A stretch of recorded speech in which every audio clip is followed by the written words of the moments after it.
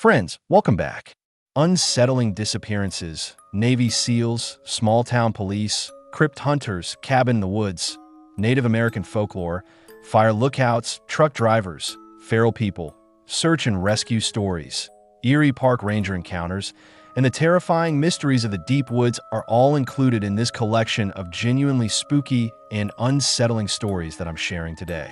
Please subscribe, like, and share this video if you enjoy the dark, eerie, mysterious, and bizarre stories that are recounted in an engaging way. Tell me from what location you're listening. I am so grateful for your support. Let's get going now. My heart skipped a beat when I heard a loud snap of twigs behind me. Before I knew I wasn't alone, I had hardly even taken a breath. I had anticipated a typical hike when I arrived, but I was pleasantly surprised to see something far worse. I attempted to continue moving despite my shaking hands, but fear gripped every step. I had never heard an animal make such an odd sound as it floated through the trees. It seemed to want me stuck on this ridge for some reason. This incident occurred on Rand Mountain along the Appalachian Trail in 2003, and my name is Walter Green. I used to think I was stable under duress. I had gone on many solitary day treks, fished in isolated streams, and even spent the night without a flashlight in an unmarked campsite. I had promised myself that morning that this would be just another ordinary excursion, a chance to escape the daily grind. After parking my pickup at a gravel turnout, I made plans for a loop path that would circle back by dusk after veering across a wooded ridge. I had packed a tiny medical kit, energy bars, and a water bottle in my backpack. I felt prepared enough. Early on, I shared some discussion with a fellow hiker named Evan that he was moving in the opposite way as he completed his own loop. We made a joke about our poor sense of direction. We both claimed to have a talent for choosing the most convoluted routes. After a few minutes, Evan left. He mentioned that he wanted to get home before dark, so I waved him away, knowing that I could do the same. Perhaps I would have immediately followed him back to safety if I had been less confident. An hour or so later, I discovered a section of thicket of rhododendron. The branches created a natural tunnel across the trail, and I recall feeling a peculiar impulse to move silently. I've heard a lot of strange sounds in the woods, but I didn't hear any in that hallway. No squirrel rustling or distant bird cries. As if to warn me that I shouldn't be there, my stomach began to turn over. I accelerated, promising myself that once I was in more open territory, I would feel more at ease. However, I heard a sharp crack behind me at that moment. I looked back. I initially only saw a blur. Between the shadows of those twisted branches, it appeared to be a tall, pale shape. I blinked, thinking maybe it was just a deer. Nothing else moved for several seconds, and I tried to shrug off the sight as a trick of the light. Nevertheless, I was in a rush and was breathing quickly. I wished I had brought twice as much water because I had a dry mouth. After a few minutes, I noticed what appeared to be footprints in a patch out of soft soil over to the side of the trail. They weren't like mine. They were slender, elongated, and looked to have toes spread at unusual angles. My first idea was that maybe someone was wearing strange footwear, but I couldn't conceive why. Then I noted how deep they dug into the soil, too deep for a regular human step.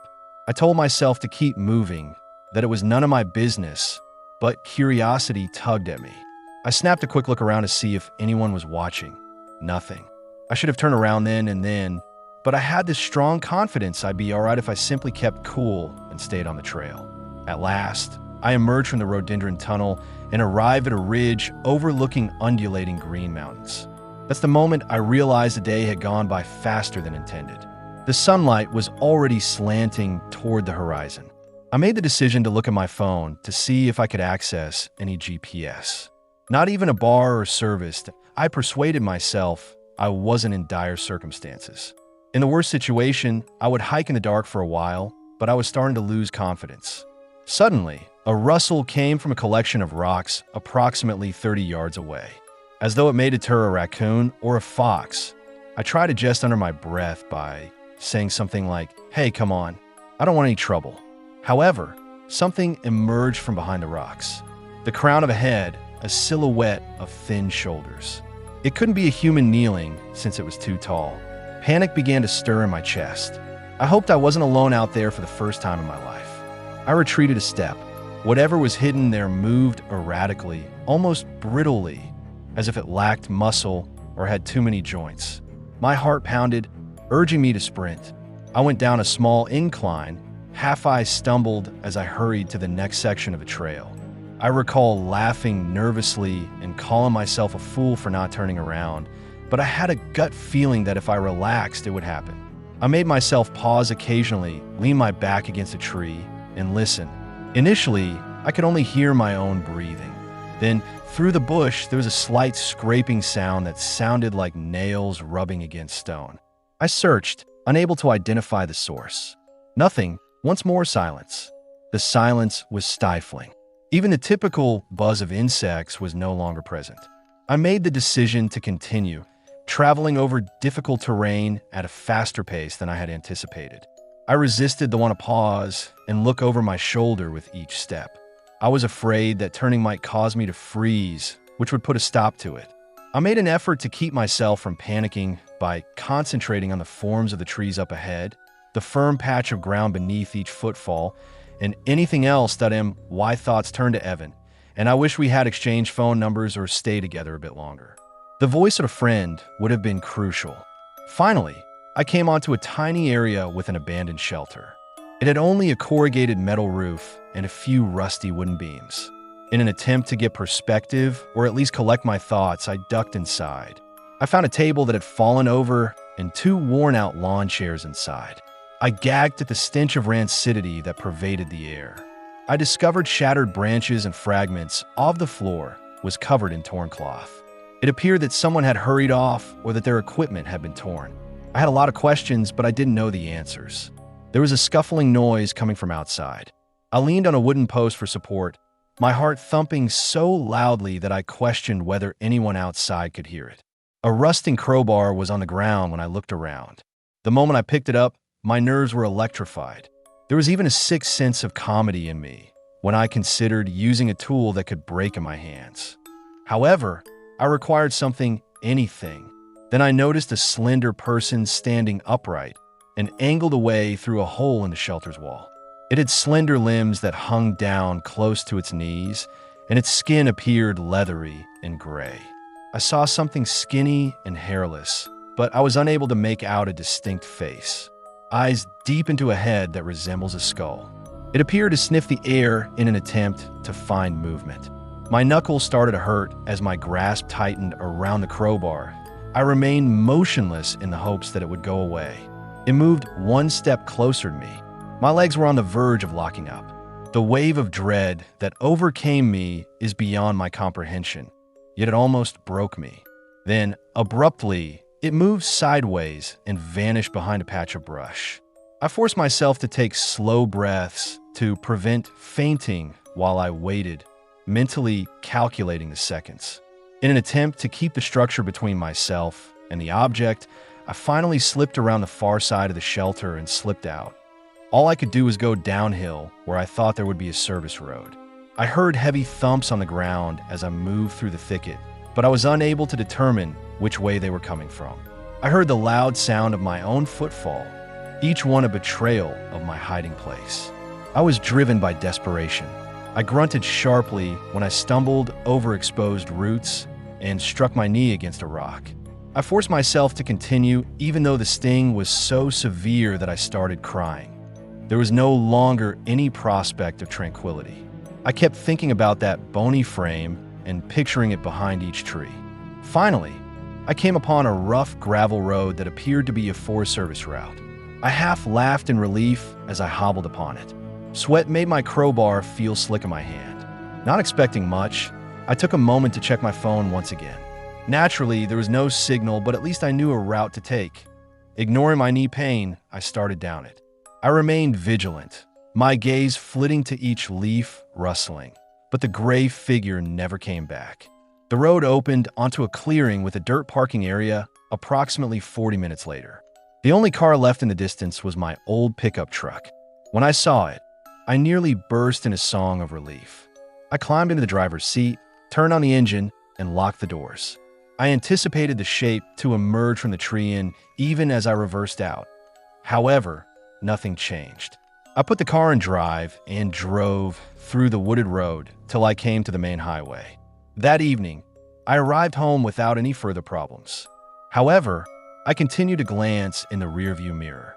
I was so overcome with emotion that I nearly lost my train of thought when I eventually collapsed into my couch. The terror persisted. I still wonder if I imagined it out of weariness or if it was real. But I know one thing for sure. It seems unlikely that I will ever regain the confidence I left on that ridge. When I noticed the ancient warning sign partially hidden at the trail's entrance, my heart raced, and I knew I was going too far. I soon discovered why there was something so strange about that location. This incident occurred in 2009 in the Monona National Forest in West Virginia, and my name is Jake Bosworth. I went on a day trip with the intention of decompressing following a difficult work month. I thought I may benefit from some alone time after my supervisor had scolded me for a mistake that wasn't really my fault. As I continued along an unknown route, I came upon a rusted metal sign was stuck in the ground. The message felt clear, even though I couldn't read the faded letters that had a faint red slash across them. Go back. However, I was obstinate and didn't want to be controlled, especially by a corroded sign. The trail's initial section appeared typical. The typical silence of a forest left to its own devices, thick trees, and damp moss. I paused a few times to rest on a boulder or to get photos of strange fungal patterns on wood. There wasn't another person in sight. The appeal included that. No one to rush me or to judge me. I made a joke to myself about not having the right hat and trying to emulate Daniel Boone. For a moment, I laughed and the strain in my shoulders subsided. After a few hours, I saw several rotten boards resting slightly off the route. They appear to be pieces of an ancient footbridge. It produced, I wonder if people used to visit here frequently in the past. I began to picture the forest in the past, when people would have gone hunting or hiking. Then I discovered something else. A sizable area of disturbed soil close to a creek bed that has dried up. With new heaps of ground that have been broken up, it appeared as though something had recently dug there. I was unable to determine why. Although the dirt clumps were massive, it reminded me of how dogs bury bones that I got down on my knees to look around. At that moment, I saw what might have been a shredded boot, a partially bitten piece of leather. I gasped. It might have come from a lost hiker who had a close encounter with an animal, I told myself. I made a mental note to monitor my stride, but I chose to continue walking even though the closest official trail was almost 2 miles away. The route almost vanished as the brush thickened further on. I promised myself that I would return shortly, but every time I considered turning around, something forced me to keep going. I had the impression that I was intruding on territory that desired my departure. The air became so quiet that it seemed like the whole forest was holding its breath, anticipating my next move. I stopped in front of a bent oak tree in a little clearing. I discovered a circle of pebbles there, with charred wood in the middle. It appeared to be an abandoned encampment. The birds had stopped talking and the wind had stopped moving in an attempt to find a clue or indication of campers. I knelt near the fire pit. Then, like a huge branch snapping underweight, I heard a piercing crack behind me. I turned around. Nothing. My hand were already balled into fists, but I told myself it was just in my head. Even though I was by myself, I didn't feel secure. I persisted, trying to divert my attention with little chores that I looked at the partially functional map on my phone. I ate a granola bar and drank some water while going over what I had read in my head about the wild animals in this area. Yes, deer, perhaps black bears. However, black bears tend to stay away from humans. Or so I'd always been told. In an attempt to relax, I even said, "Come on, Jake. It's fine." My one's own voice sounded overly loud and manufactured. After navigating through additional bushes, I came upon an odd archway made of twisted trees. They appeared to be coerced into form. They created a crude gate that led into a darker area of the woods, tied together at the top with old rope. I stepped through against my better judgment. On the opposite side, the air became stale, the canopy grew thicker, and the smell of rotting leaves became stronger. Almost instantly, I noticed a collection of bones close to a stump. Little ones, from a deer perhaps. The really unnerving aspect wasn't that. The clean way they were organized in a row, as if someone had done it on purpose, was the unnerving aspect. I attempted to put together a logical justification. Perhaps they were brought here by a scavenger. The arrangement, however, was overly planned. I became more and more aware that I had to go the longer I stared. For once, I paid attention to my internal alarm. When I heard something scrape against wood, I paused as I turned to go back. I squatted slowly behind a huge trunk, afraid to breathe. Ahead, I noticed movement among the trees as a massive figure sailed by, big enough that some low branches were touched by its malformed limbs. It had a more gangly outline than any bear. The arms extended downward in an unnatural manner, and the body appeared elongated that I was unable to see its face. All I saw was its head shifting sideways as though it were sniffing the air. Despite my best efforts to remain silent, my throat felt like sandpaper. Although no person moved in that manner, a part of me wanted to shout out in case it was a human. I cautiously backed away without making any noise. A twig then broke beneath my foot. The form moved its head in my direction. I became rigid. There was a brief pause in time. Then, in a flash, it sprang ahead and crossed the clearing. In its wake, branches snapped. It appeared to have performed this dance 1,000 times because of its strong, rhythmic steps. With my heart racing, I scurried to my feet and started in the other direction. My senses were enhanced by adrenaline. It felt like a trap every time a branch caught hold of my clothing. With an almost nauseating ease, I heard it snatching through the underbrush as it pursued. It was moving on all fours now, covering ground far more quickly than anything had the right to, despite my mind screaming, "Faster, don't look back." Its shape was a terrible combination of bony angles and lean muscle, drawing it closer and closer to me with every step. As I dashed farther into the forest, branches whipped my face in a desperate search for a trail, a landmark, or anything that might lead me back. Even though my lungs burnt, I persisted. I almost fell in my fear into AI, nearly caught myself on a low branch in a ravine. I could tell it was getting closer by the crash behind me. More out of astonishment than anything else, I gulped out a shout and sprang sideways into a rocky slope. I slid and dirt poured down. My hands and thighs scraped across sharp rocks. I wanted to yell for assistance, but I was aware of how isolated this location was. I wouldn't be heard.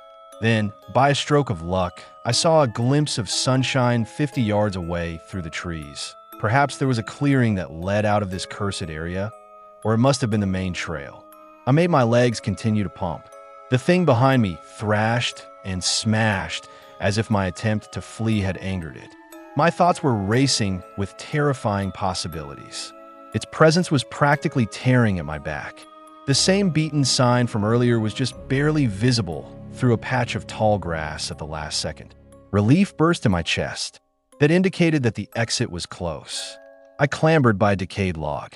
There was a last smack of movement behind me as soon as my foot reached the partially buried route. Breathless, I turned to find that thing sitting behind a clump of downed branches, stiff with tension, as if it had hit an imperceptible threshold. It looked directly at me for a few seconds. Even though it was tough to read due to its sunken features, I could feel it staring.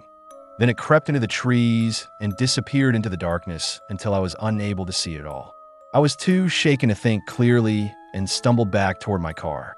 I discovered 2 more cars when I eventually arrived at the parking lot. Even though no one seemed to be around, I nearly broke down in tears of relief. After locking the doors and getting into my ancient sedan, I sat with my forehead pressed to the steering wheel. My arms were scratched, my clothes were ripped, and my mind was racing with unanswerable thoughts. I didn't approach the police. I doubted that I would be believed, and I had no evidence of what I witnessed. Rather, I informed my Charleston-based pal Todd. Like he wasn't sure if I was kidding or losing it. He winced half the time and half laughed. I can't hold him responsible. I still have self-doubt occasionally. However, I am aware that I will not return there in search of answers. I committed to myself. No more hiking off the beaten path by yourself. I'll stay on well-traveled paths if I ever feel the call of the wild. I've permanently lost my interest in unmarked locations and secret paths. A part of me questions whether that area is the subject of any local legends. Something that explains that hideous silhouette, the sign, and the hikers who disappeared. I'm not likely to ever find out. That's more money than some people get in places like that. And that's all I know. There are still mornings when I wake up with that stinging feeling of fear coiled in my chest. However, I manage to move on. These days, I go for shorter walks in city parks, keeping an eye out for any indication that I might not be alone. I still enjoy taking walks in the outdoors, but I'm more cautious now than I was before. Now that I think about it, I can claim that I gained a sharp understanding of boundaries. That day showed me there are areas not suited for my footprints, sections of the woods better left quiet. I've carried that knowledge ever since, and I never intend to test it again.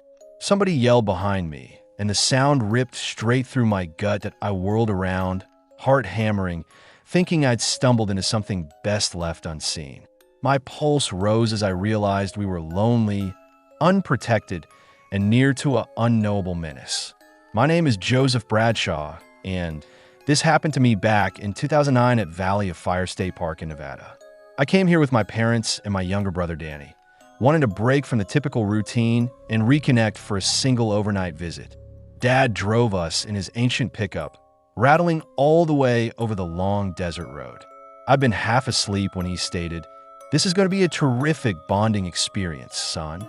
Mom shot me a re-smile, the kind that suggested she was humoring him, but delighted to be in on the plot. Danny, who was 13 at the time, barely looked up from his handheld game.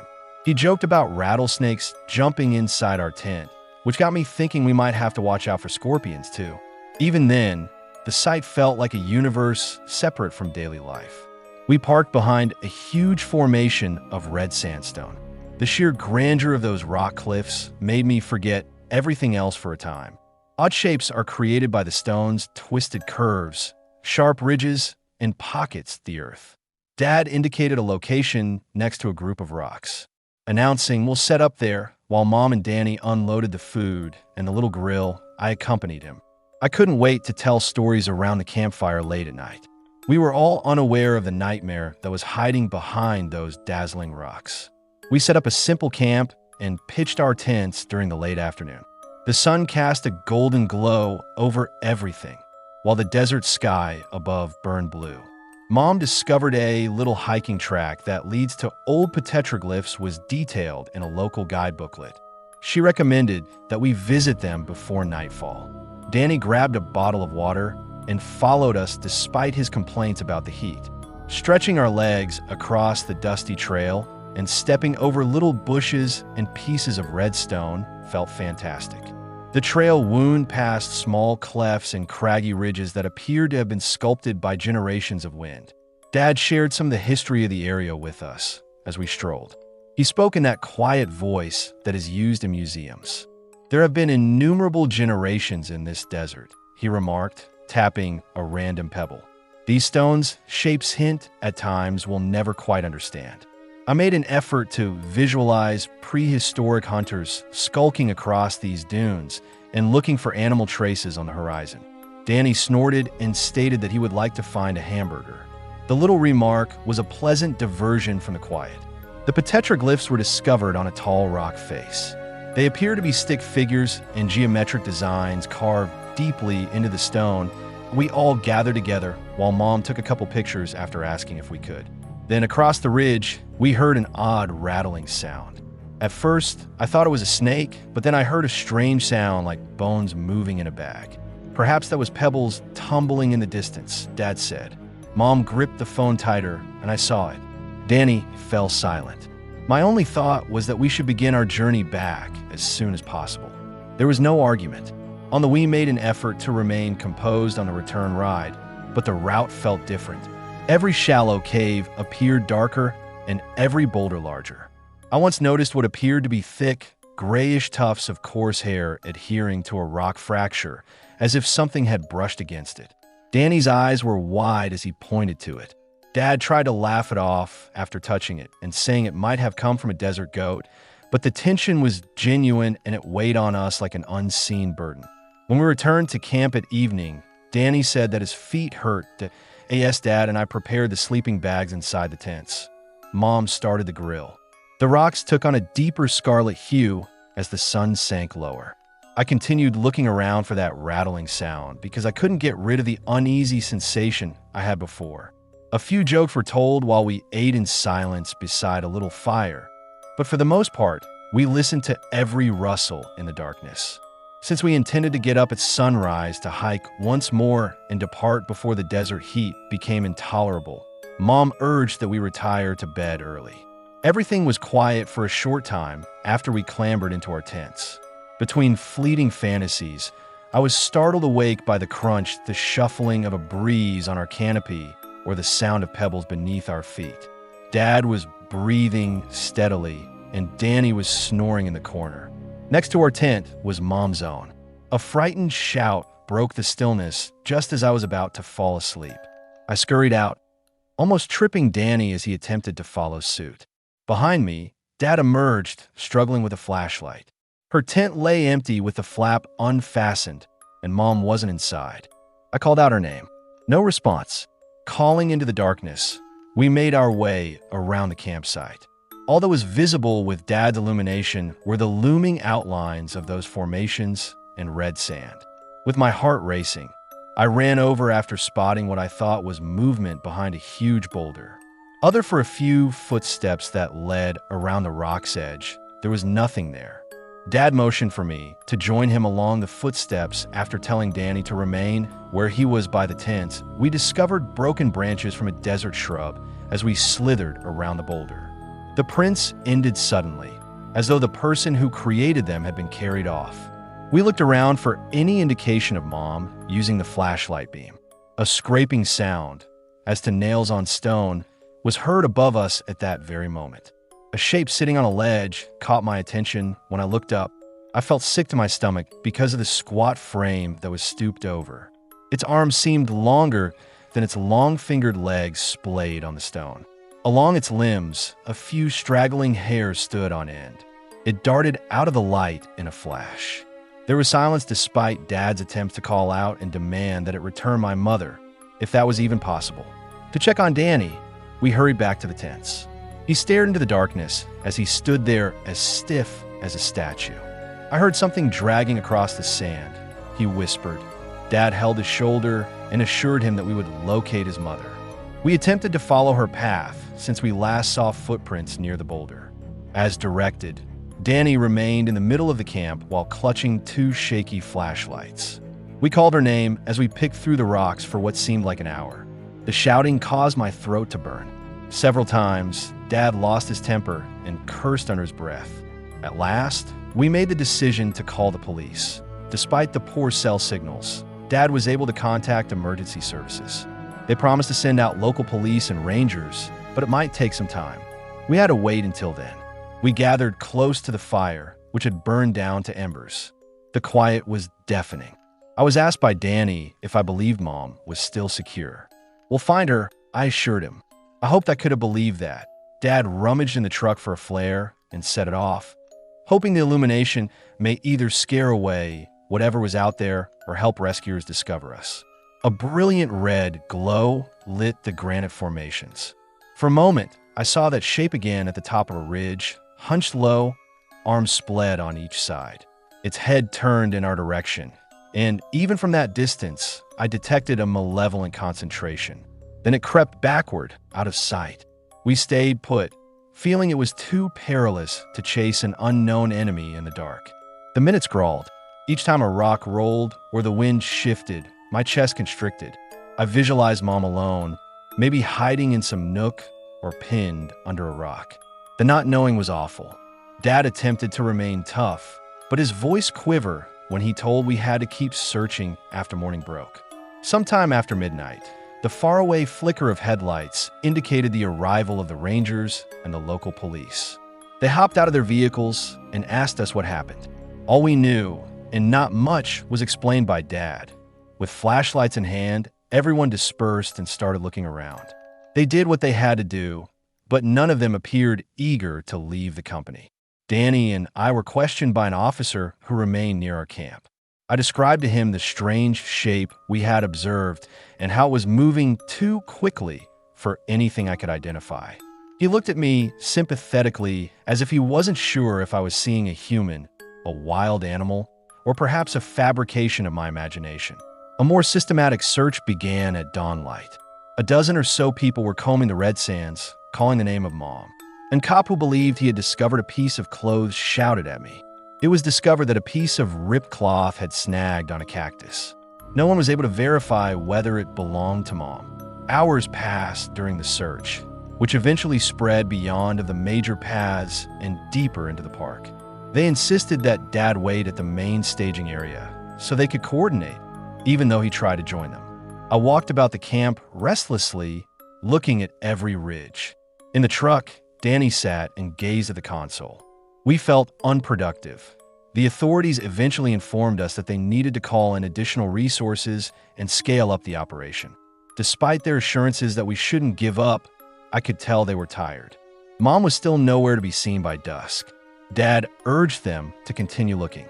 A few rangers remained till the following day, but the hours passed with no progress. The land was peppered with trucks and tents, and the sound of walkie-talkies permeated the atmosphere. The existence of the law enforcement provided some solace, but it didn't make my chest hurt any less. No one acknowledged having seen the shape I described. Dad interrupted an officer with an irate glare when he inquired as to whether we might have been visibly exhausted or perplexed in the dark. We were aware of our observations. The police told us they would leave the case open, but that they would have to remove the majority of its units after a day of futile searching. Dad wouldn't go. However, Danny was eventually picked up by a friend of ours from Las Vegas, and I persuaded Dad that we ought to return home and await more information that we dismantled our camp in gloomy stillness. After a week, a month went by. Reports of missing persons were filed, and we responded to all of the inquiries from investigators who came to our home. Mom was never seen by them. I can still hear that awful cry reverberating through the sandstone.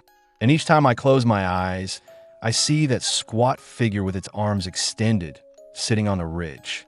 I've stayed up many nights, hoping that the rattling sound outside the petroglyphs had never been noticed. All I know is that the desert had its secrets, and that night put a stop to our everyday existence forever. Behind me, I heard footsteps that were too heavy to be deer and too quick to be human. I paused, my torch flickering like a last hope. I felt like I was running out of time because something had followed me into the pines. This incident occurred in the Huron-Manistee National Forest in Michigan in 2013, and my name is Jeremy Carson. As a fire lookout for the U.S. Forest Service, I had been posted to a small tower located miles away from the closest paved road. It appeared to be a fine gig at first, despite the fact that loneliness was inevitable. My primary responsibility was to radio updates to Central Dispatch and look for any indications of wildfire smoke on the horizon. I had a torch, a good compass, a first aid kit, my standard issue sidearm, and a worn-out handgun that I kept loaded with a few extra magazines. The main threats, according to my supervisor, would be bored black bears scrounging for food scraps or the odd hiker in need of rescue. But he never brought up anything that matched what I found that day. I had climbed the steep stairs to open the hefty door of the tower before dawn. The cabin, a small room with a desk, a cot, and windows on all sides, was perched high above the treetops. I tried to settle into the creaky office chair after dropping my rucksack on the floor. The calm morning hours allowed me to nibble on some dry fruit and flip through an old paperback. I saw a narrow spiral of smoke rising at the edge of my field of vision by midday. Anticipating typical practice, I radioed it in and dispatched a ground crew to look into it. The dispatcher then requested that I hike out to the estimated place and make sure it wasn't just a stupid camper. I agreed, but I wasn't in the mood to spend a day on a long trek through uncharted territory. After locking the tower and arming myself, I started to walk through a tangle of woods. Although I had a good sense of direction, I double-checked my compass to avoid getting lost. I had to listen carefully for any signs of trouble in the forest silence. I was accustomed to hearing insects, birds, and little animals rustling. I didn't hear much that day. Even the birds appeared to avoid me, though my boots did break twigs and I occasionally heard branches shifting overhead. An hour later, I came to the top of a little hill and saw a clearing with a smoking piece of earth. It was a remnant of someone's illicit fire pit with more ash than flame. I poured out my canteen, kicked dirt over the flames, and noted that I would give the precise coordinates once I returned to the tower. It's part of the job, but not particularly exciting. I attempted to take a shortcut on the way back, navigating through thicker undergrowth and swerving between old pines. I assumed it would cut a mile or two off. I began to hear things at that point. From somewhere to my right, there was a strange rasping sound that sounded like heavy breathing.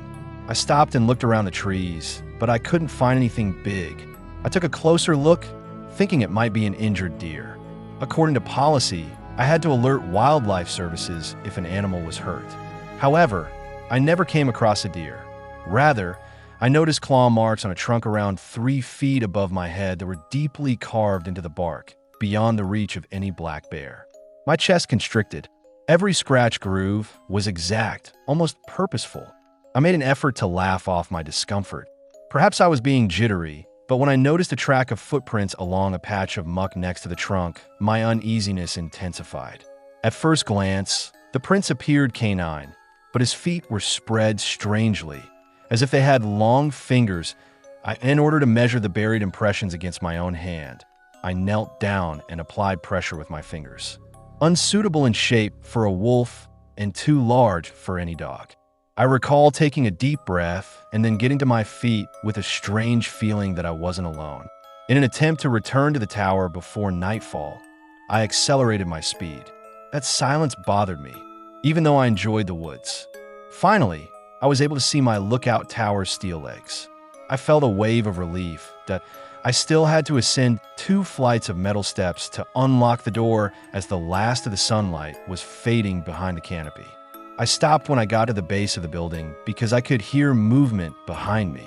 I knew I hadn't imagined it, even though it was dim, like a body gliding around a trunk. I reached down and grabbed my pistol.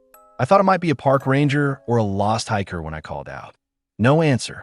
Then, out of the corner of my eye, I noticed movement. It was a low-lying, pale shape that crept between the densest trees that I saw ahead with pointed ears, narrow shoulders, and a long back. It moved with an unusual level of accuracy. Every step is planned to steer clear of any twigs on the ground. By the time I flicked on my flashlight, the shape had disappeared behind a mass of bushes. I pushed my legs to move while my heart pounded. I ran up the stairs, opened the door, and then hurled myself inside. Locking the door felt like a small comfort, but the tower's walls were thin. I kept my flashlight and weapon at the ready and attempted to calm down enough to radio dispatch, but the connection crackled with static. I wasn't that surprised. Reception got poor at night. I made sure the shutters were closed, not wanting to see that shape again. My heart hammered for what felt like hours. Night had fully settled when I heard metal scrape below. Outside, something had scaled the landing pad. A single overhead bulb illuminated the walkway that encircled the tower, and I had a glimpse of a section of a hairless torso pressing up against the slender walkway through a breach in the shutters. The form had limbs that seemed excessively long, and I heard a scraping noise that made me think of claws dragging down steel. My breath caught in my throat. I cautiously unlatched a corner of the shutter and glanced out. I saw a face with sunken eyes, a mouth that seemed to stretch wide across a too long jaw, and a torso that twisted in ways I still can't exactly comprehend. It tested the metal by clinging to the railing as if it were trying to pry it loose. In an instant, I decided to aim through the window. It must have been clipped by my bullet, which broke the pane, because it recoiled and I heard a piercing yelp. I initially believed it may back away, but instead it hurled itself at the door, rattling it so violently that the hinges creaked. I shouted for it to retreat, and in a panic, I fired once again through the wooden panel of the door. There was silence for a while. Then, as it clambered over the railing and disappeared from view, I heard a sliding sound. I wasn't sure if I'd scared it away or hit something important that I became aware that my hands were shaking so much that I was having trouble keeping my pistol focused, and my chest felt constricted. I wanted to phone for assistance, but there was still a lot of static on the radio. I had to be prepared if it returned. I must have remained awake for an hour while there were no additional attacks on the door. I finally inhaled and made the bold decision to venture onto the sidewalk to check if it had vanished permanently. I turned on my flashlight, swung the beam across the platform, and wrenched the door open. The invader was nowhere to be seen. With a revolver in my other hand, I cautiously made my way around the outside of the tower. The railing was bent where something heavy had banged against it, and the metal floor was smeared with what may have been blood. The force it must have had made my thoughts spin. I spun around when I heard a crash from below. I spotted it once more when I pointed my flashlight down to the base of the tower. Among the support beam lattice, that pale form was creeping. I could even observe that awkward posture in the manner. Its long, spindly fingers clasped around the steel. I yelled at it to go, and my voice broke. Rather, it began scaling the beams. I felt a surge of fear. I unloaded 2 more rounds, but the bullets sparked off metal due to the poor angle. I went inside, pressed my back against the door, and blocked it with a heavy cabinet. Once more, I heard it scratching against the exterior walls that I prepared myself for the entire structure to collapse as the tower swayed a little. The flare rifle in the supply locker came to mind, so I reached for it and aimed it at the shutter. Perhaps I could blind it or set something on fire to drive it away if it attempted to pass through. The minutes went by slowly. The scuttling sounds eventually stopped. Dawn was not going to arrive soon enough. All night long, I stood in that small space, alternating between a pistol and a flare gun, squirming at every noise that I silently pleaded for daylight as I counted down the seconds. My joints became rigid. Worst-case scenarios kept coming to mind. However, I heard a final metallic clang from below as the horizon finally brightened, and then it vanished. When I went outside, I noticed a trail of muddy smears going into the distance and a few deep scratches scattered across the beams. I gave the radio another go. I was able to transmit my location and request an emergency pickup this time because the static had cleared up enough. Help would be sent, according to dispatch, but it would take some time to get to my tower. Using binoculars to monitor the tree line, I waited for another hour on that perch. The pilot chose not to ask any questions after glancing at my face and the devastation surrounding the tower when the chopper arrived. I filed the incident report reporting an unnamed wild animal, though I doubt they believed everything I said. After that, no one invited me to stay. They appeared pleased to let me resign early that I drove off as fast as I could. My arms were so tense from tension that I nearly veered off the road. I stopped once I reached a little cafe beyond the woodland boundary, drank boiling coffee, and pushed down a stale pastry. I told myself I'd feel better once I reached the city, but the recollection lingered to me. Even now, I can't look at a stretch of gloomy trees without recalling that pale form on the tower railing. I left that job behind for good, and I hope nobody other has to face what I did that night. That I doubt any training could prepare you for something that transcends explanation. I left that tower at daybreak, battered but breathing, and I think I heard a tree snap behind me one last time as I hopped into my truck and drove away. I sprinted through the campsite, my heart thumping. I knew that if I stopped, I'd lose more than my breath. Shadows moved among the trees, and something behind me sounded like a heavy scraping on gravel, ravenous for any slip. My name is Taka Balding, and what happened to me back in 2009 in Shivak, Alaska? As a member of the Cupid tribe, I have mostly engaged in hunting, fishing, and observing my younger cousins. I had gone out before the sun came out that day to inspect our fish traps near the Kushinuk River. My expected return time was 12 o'clock. The previous evening, my cousin Hanu made fun of me and warned me not to sleep on the riverside. Since I had made those travels innumerable times, I dismissed it with a joke, but I couldn't get rid of the uneasy sensation in the pit of my stomach. Our grandparents chose this location for its convenient access to the water, and we were all at a summer get-together close to a river bend. I decided to walk up the river to see if I could find a more peaceful area for better fishing after securing a respectable catch before midday. Hanu simply shrugged when I promised him I will be returning shortly. He was occupied with cleaning the morning's haul with our seniors. The trail wound through patches of trees and fragile brush. I enjoyed the isolation because it allowed me to reflect. I'm proud of my tribe's custom of subsisting on the land. Perhaps that was the cause of my uneasiness. Everything about the land felt different. The foul taste of the air was accompanied by a heavy silence that seemed to envelop everything in a drab silence. I attempted to divert my attention by humming a song that I had learned from my grandfather. Then, like a big object dragging across loose dirt, I heard a gentle shuffle behind me. I stopped to look over my shoulder. My pulse accelerated, but nothing changed. I dismissed it as a fox or even a village dog that had strayed. Eager to get there, I walked more quickly to the following clearing. After a while, the trail led to a tiny meadow with tangled and coarse grass. Our group had never tended this far from the main site, so it was odd when I noticed what appeared to be a weathered sleeping bag next to a rocky outcrop. As I got closer, I saw that it wasn't a sleeping bag. It was a tattered backpack that was rife with rot and smeared with dark stains. My throat felt like it was constricting, but I made myself remain composed. My voice trembled as I looked around and yelled, "Is anyone here?" No response. I considered going back and telling the others, but my curiosity overcame my common sense. I had to assist if someone got lost or hurt. I headed into the thicket beyond the outcrop after picking up a solid fallen branch. The smell intensified. I stepped past a big tree and put my sleeve over my nose. I was rendered dumbfounded by the scene I discovered. Startled by my appearance, 3 ravens flew into the brush. More shredded equipment, a damaged canteen, and pieces of what appeared to be a torn jacket.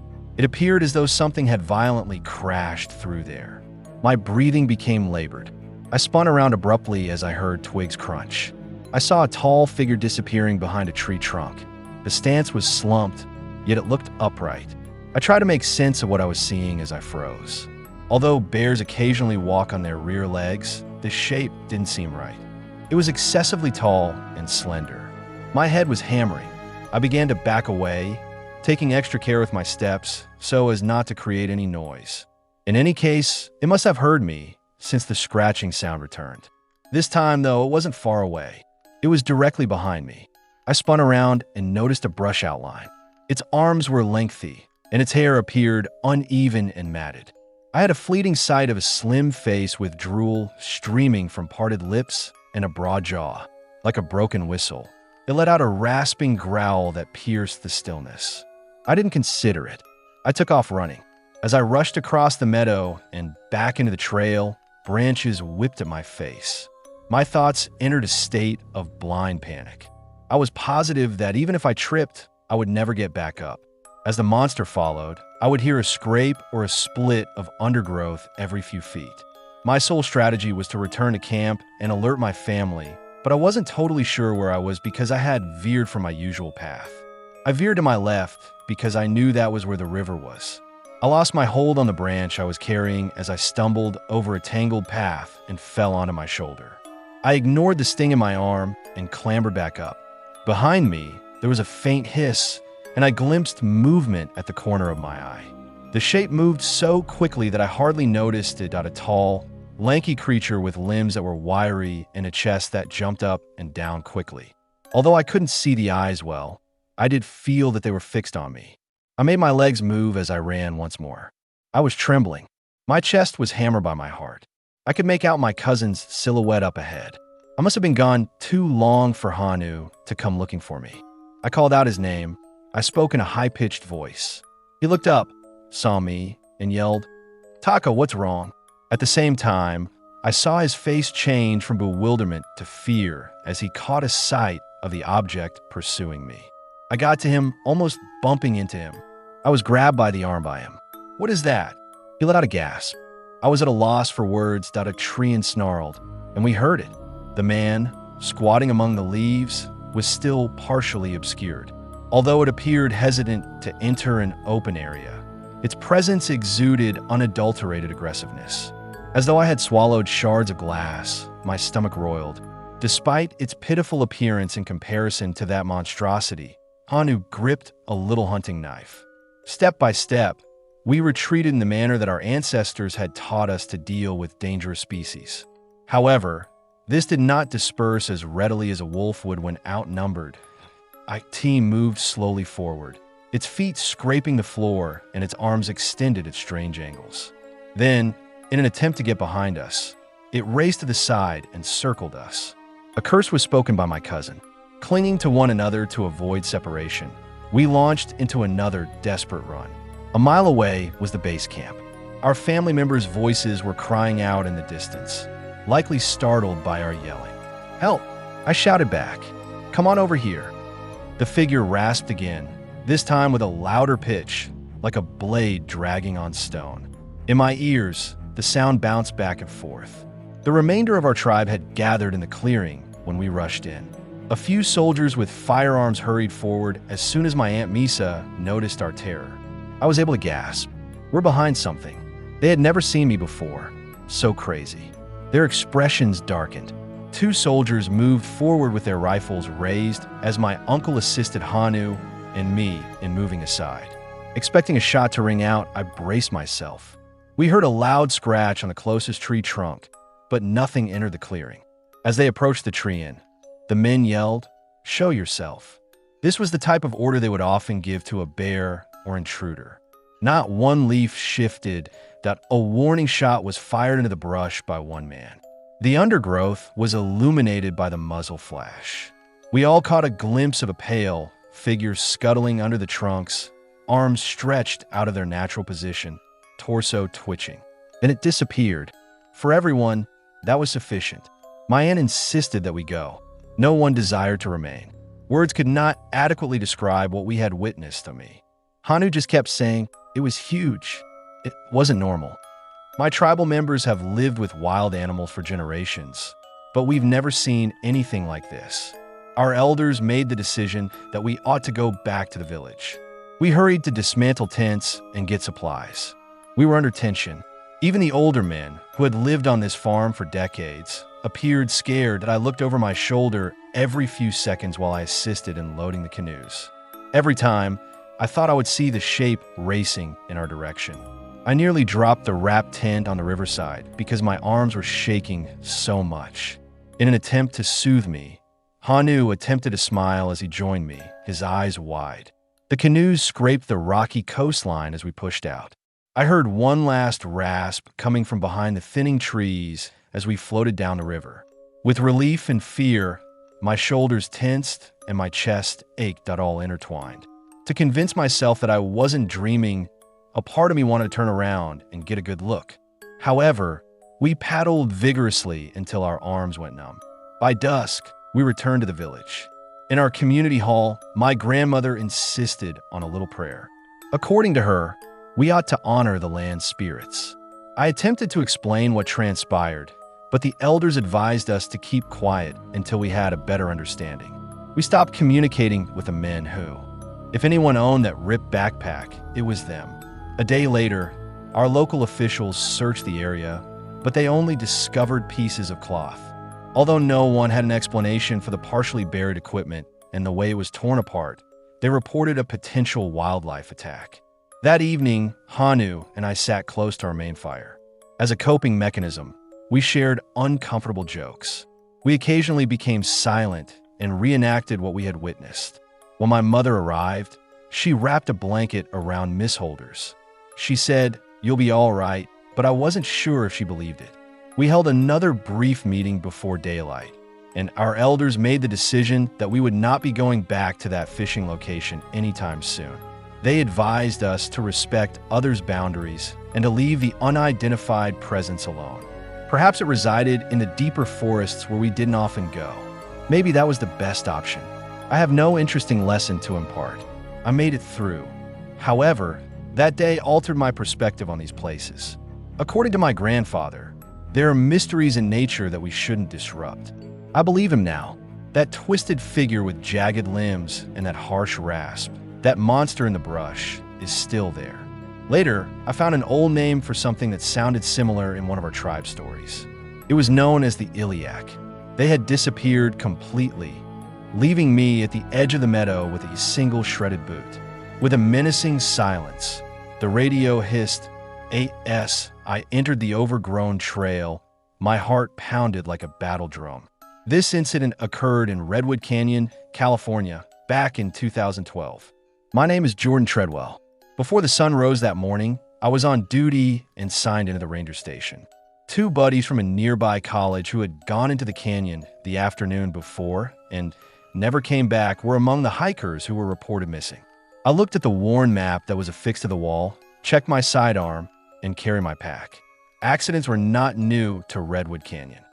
However, there was a tightness in the deputy's voice that I couldn't get rid of. I decided to do it by dusk, so I set out by myself. I discovered a torn backpack stuck on a low-hanging branch half a mile along the main trail. It belonged to one of the kids who went missing. Against the reds and browns of the old woodland, the vivid green hue made it easy to see. I lifted it cautiously, seeing a huge gash across its back panel, as though some sharp point had ripped it apart. I looked about me at the ground. Snapped twigs, trampled plants, and that battered bag all pointed to an unexpected act of violence. A water bottle with the name Carter written in black marker was stored in one of the side pockets. The radio only responded to static when I tried it again. I continued, following the trail's faint scuff traces. Every crunch of dead leaves triggered my senses. Little sunlight was able to reach the canopy as the ancient pines soared above. In the silence, my breath was loud.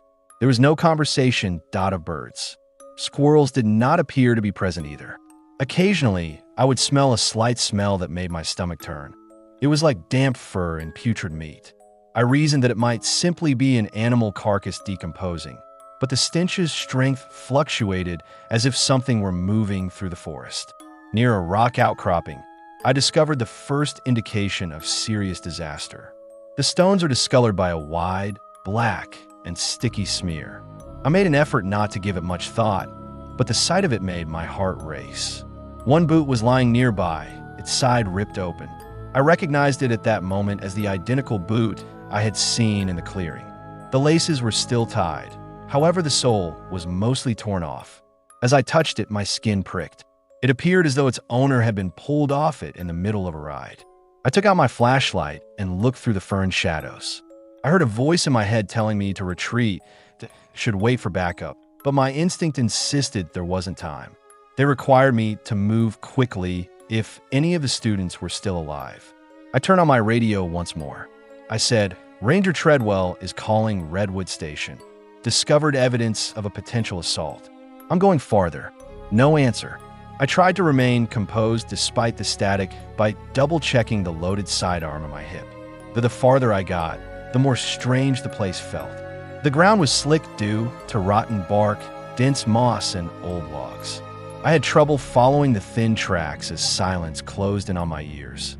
I once found a crumpled piece of paper stuck behind a rock. It was a trail permit bearing Derek, the name of another student. My heart was racing. I read it after wiping perspiration from my eyes. It was the previous day's date.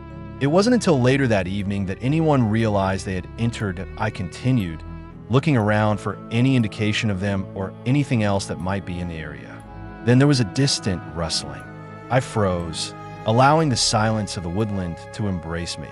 It repeated, followed by a muffled gasp, like desperate footsteps hammering over roots. I hurried in that direction without thinking.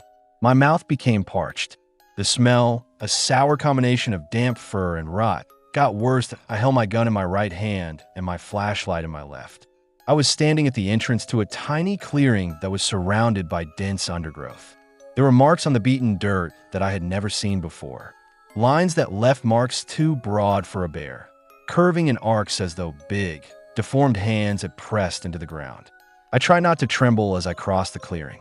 Then I noticed a guy on the ground between two enormous tree trunks. He was alive, but barely. A man in his undergraduate years, frightened and crying, his face smeared with grime. When I knelt beside him, he let out a whimper. "Help," he said in a whisper. I examined him for wounds. He has a twisted, most likely broken leg. Smears of that dark stuff were all over his garments. When I tried to ask him what had happened, all he could say was that something huge had suddenly attacked them. There was a snap out of one branch, followed by another, and finally a noise resembling a ragged hiss. My skin became really cold. I half dragged the man behind a fallen log after grabbing him by the shoulders. Once more, the sound approached, a muffled shuffling of limbs and a heavy scratching. The man continued to whisper. Carter got it. It pulled him off. God. Oh God, that I made myself look through the log. A figure around 7 feet tall, thin but strong with lengthy arms, caught my attention in the darkness. The hair was uneven and coarse, and the skull looked blocky. My flashlight's dim light struck its eyes, which reflected in a strange flat glare. It moved with unusual rapidity whenever it changed its weight, as if all of its muscles were tense. As it tilted that enormous head and smelt the air, I watched in awe. A moist squeak escaped from its throat. I resisted the temptation to throw up. I had never seen anything like this before, and it seemed more intelligent than any untamed animal. It was hunting, scouring the dark.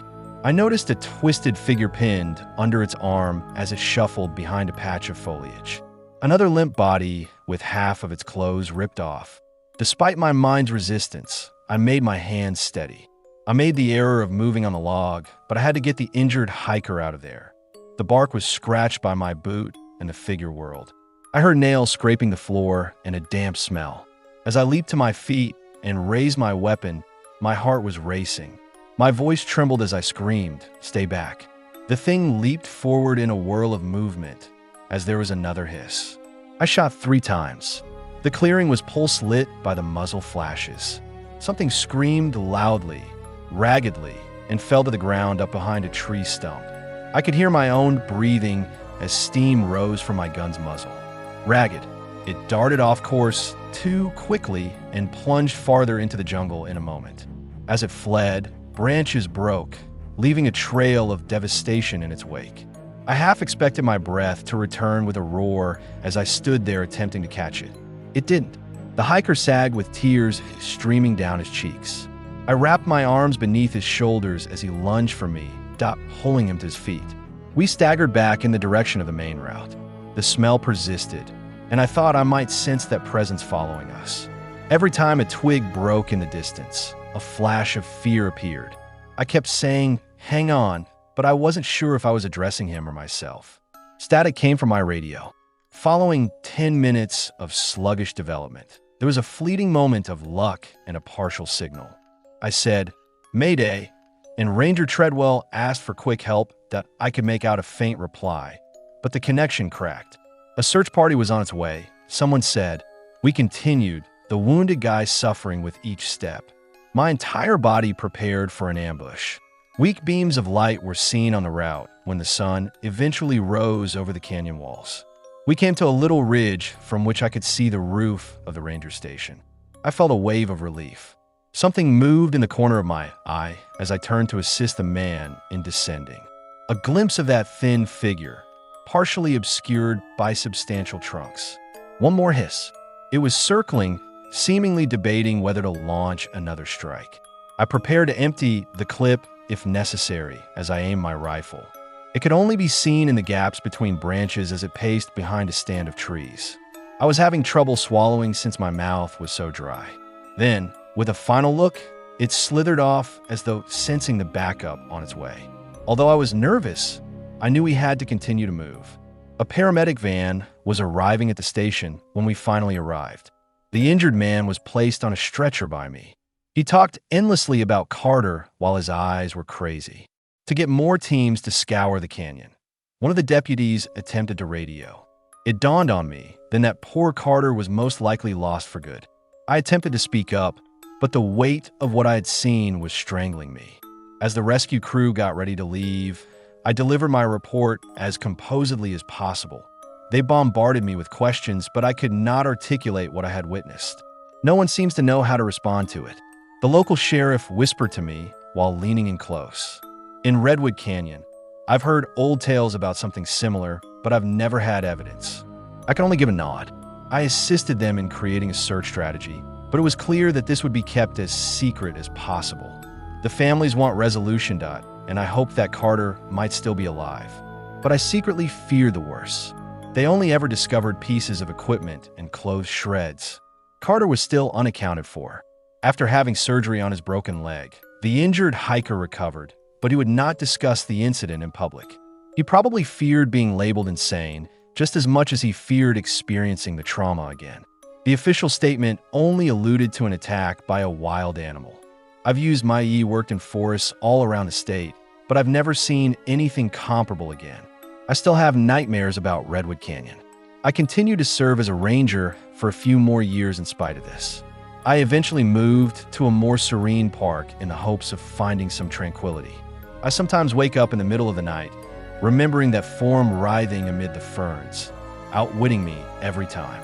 A part of me questions whether it's still out there, wandering among the enormous pines and watching for trail stragglers.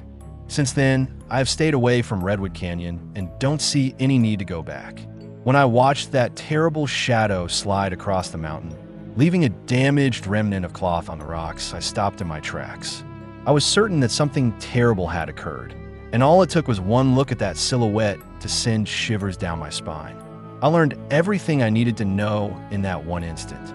I was beaten, I was at risk, and if I said nothing, I might discover a dark secret that should remain unspoken.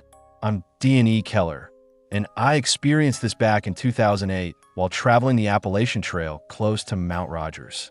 In an attempt to decompress and enjoy the highland vistas, I had been hiking since the break of day. I had been preparing for a solo walk with my pack for weeks. The trail wound up and down the mountainside like a twisting ribbon. Nothing seemed off at the beginning. The air was chilly and the footsteps were steady. The kind of day that, for its simplicity, you believe you will never forget. However, toward the end of the morning, I started to see indications that things weren't quite right. I started by walking by a partially collapsed lean-to with a ripped tarp. Then I noticed irregular-looking footsteps, as though someone had rushed off the trail. Despite my best efforts, I was unable to dismiss it. My chest throbbed with anxiety.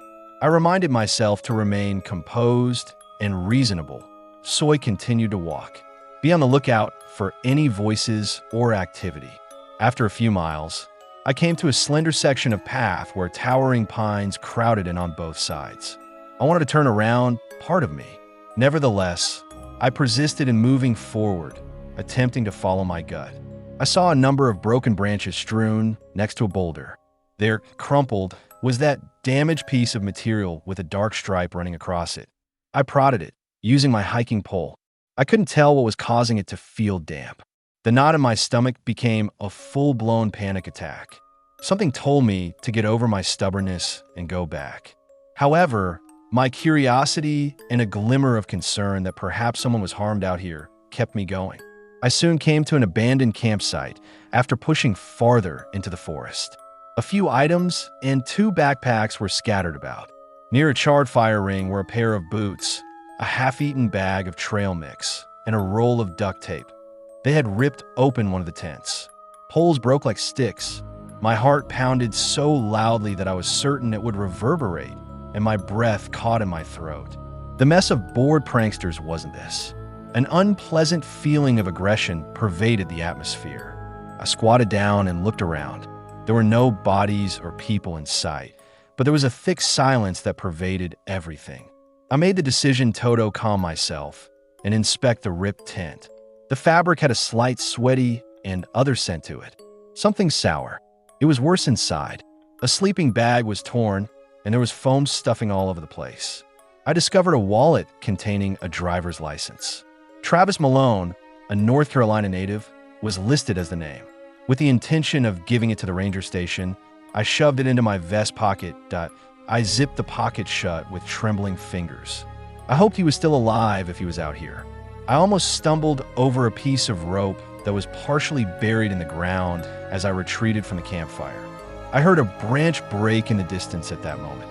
I spun my head around in response to a harsh cracking sound. I looked around the trees, but couldn't find anything. In order to get to a rocky outcrop, I had to push my feet inch by inch. I could see a tiny gully down from that position. I noticed a figure floating behind a tree trunk there amidst the woods. It had limbs and legs that appeared excessively long for its torso, and it was tall and emaciated. From what I could see, its skin appeared uneven, with hardened lumps or areas of matted hair. I hid behind the rocks while my heart pounded. I muttered a curse to myself. I knew I didn't want to be found, but I wasn't sure if it had noticed me. Recalling the torn campsite and the hiker's wallet that had gone missing, I hesitated despite a voice in my head telling me to leave right away and not to try anything foolish. I felt obligated to at least verify what was happening if that shape had done something horrible. I went back and tried to approach the ravine from a different direction. I discovered a small, gradually sloping path. The woods fell silent as I followed it. Not even a squirrel managed to get through the undergrowth. Every step felt as though my common sense had been betrayed. I soon found myself on level land, close to a tiny stream. Over smooth pebbles, clear water trickled.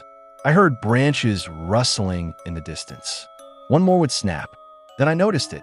The figure was bent over something, crouching beside the stream. Only a portion of its bent back was visible to me, not its face. I smelled something metallic. When I realized what it might be doing, my hands began to shake. I remained low, leaning against a big tree. My veins screamed with adrenaline. I told myself to take a breath. It moved 10 feet away and pulled a lifeless, human-like figure farther river. An arm flopping to one side was visible to me. My stomach rumbled. Suddenly, the form sprang to its feet when a gust ruffled the branches overhead. It dumped its load and swung around in a single smooth motion. Its posture was abnormal because its limbs were corded with wiry muscle. Its eyes reflected the faint forest light, but I was still unable to see its entire face. My body wanted to run, but I was immobile. How long we remained that way is unknown to me. As I stood by the stream, I tried to hide behind a trunk. Since then, I have stayed away from Redwood Canyon and don't see any need to go back. When I watched that terrible shadow slide across the mountain, leaving a damaged remnant of cloth on the rocks, I stopped in my tracks. I was certain that something terrible had occurred, and all it took was one look at that silhouette to send shivers down my spine. I learned everything I needed to know in that one instant. I was beaten, I was at risk, and if I said nothing, I might discover a dark secret that should remain unspoken. I'm D&E Keller, and I experienced this back in 2008 while traveling the Appalachian Trail close to Mount Rogers. In an attempt to decompress and enjoy the highland vistas, I had been hiking since the break of day. I had been preparing for a solo walk with my pack for weeks. The trail wound up and down the mountainside like a twisting ribbon. Nothing seemed off at the beginning. The air was chilly and the footsteps were steady. The kind of day that, for its simplicity, you believe you'll never forget. However, toward the end of the morning, I started to see indications that things weren't quite right. I started by walking by a partially collapsed lean-to with a ripped tarp. Then I noticed irregular-looking footsteps, as though someone had rushed off the trail. Despite my best efforts, I was unable to dismiss it. My chest throbbed with anxiety. I reminded myself to remain composed and reasonable, so I continued to walk. Be on the lookout for any voices or activity. After a few miles, I came to a slender section of path where towering pines crowded in on both sides. I want to turn around part of me. Nevertheless, I persisted in moving forward, attempting to follow my gut. I saw a number of broken branches strewn next to a boulder. There, crumpled, was that damaged piece of material with a dark stripe running across it. I prodded it, using my hiking pole. I couldn't tell what was causing it to feel damp. The knot in my stomach became a full-blown panic attack. Something told me to get over my stubbornness and go back.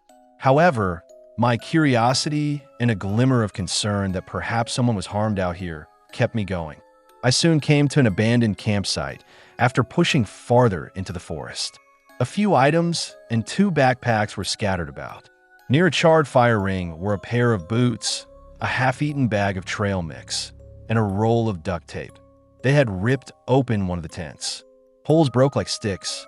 My heart pounded so loudly that I was certain it would reverberate, and my breath caught in my throat. The mess of bored pranksters wasn't this. An unpleasant feeling of aggression pervaded the atmosphere. I squatted down and looked around.